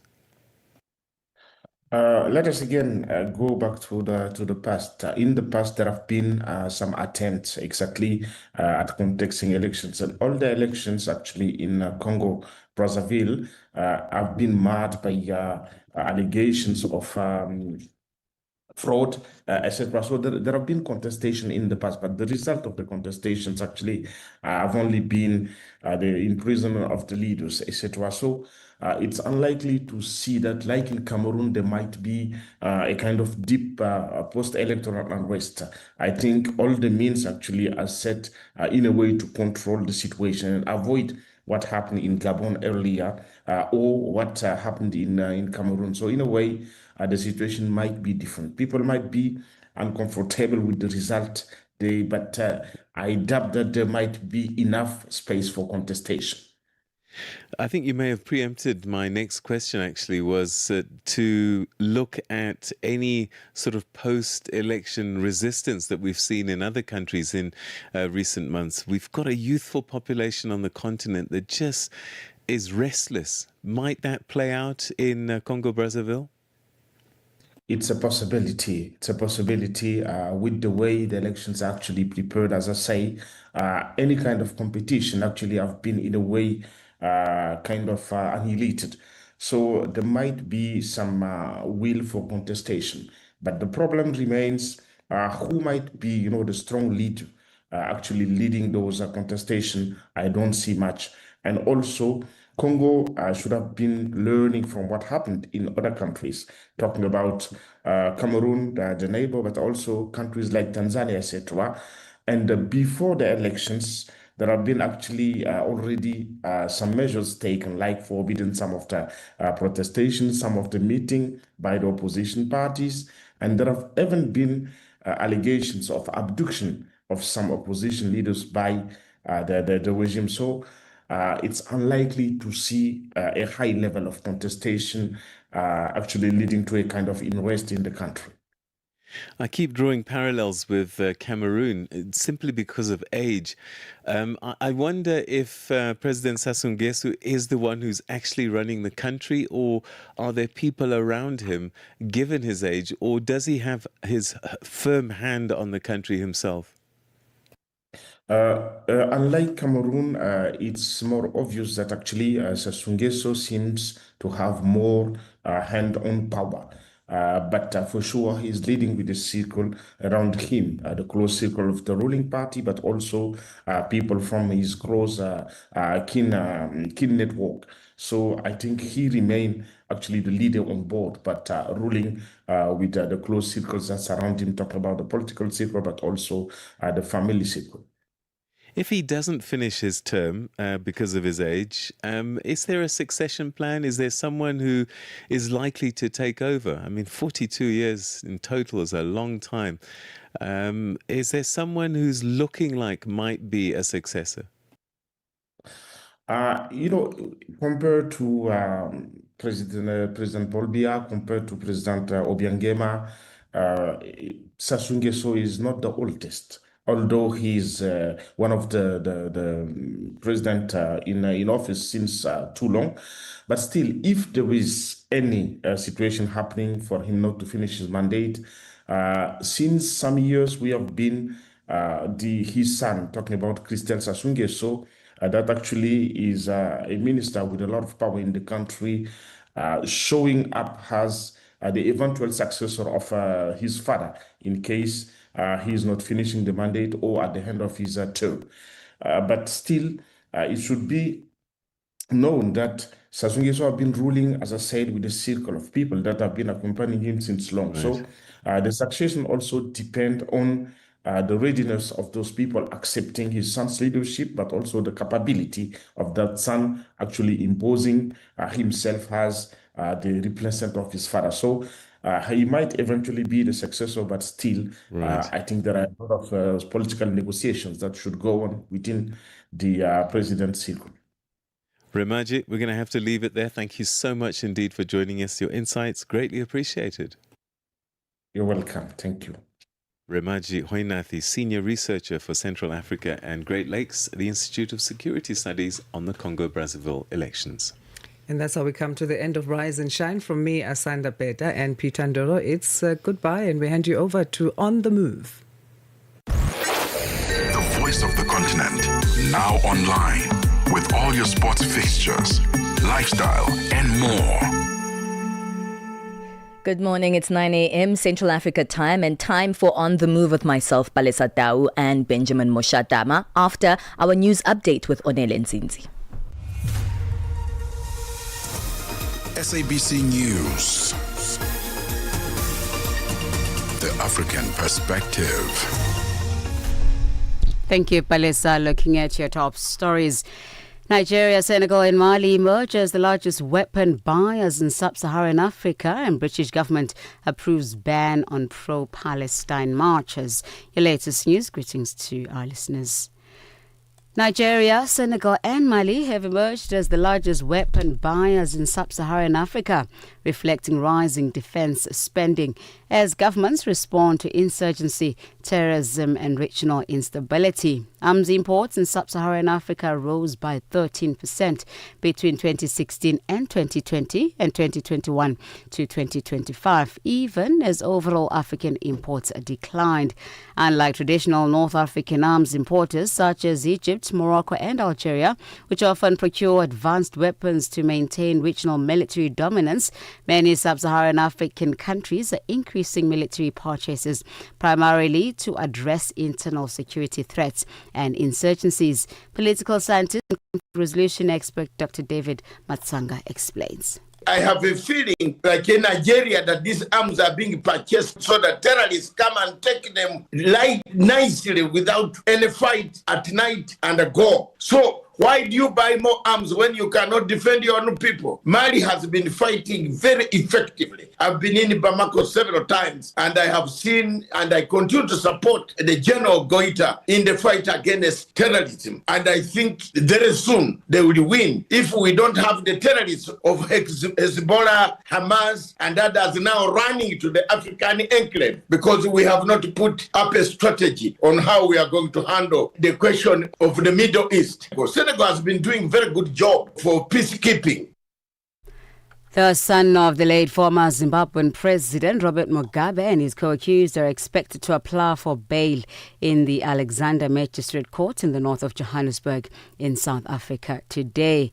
Bellarmine Mugabe and Tobias Matonze are accused of shooting a 23-year-old employee at the Mugabe residence in Hyde Park, Johannesburg in February. The duo face several charges, including attempted murder, possession of a firearm,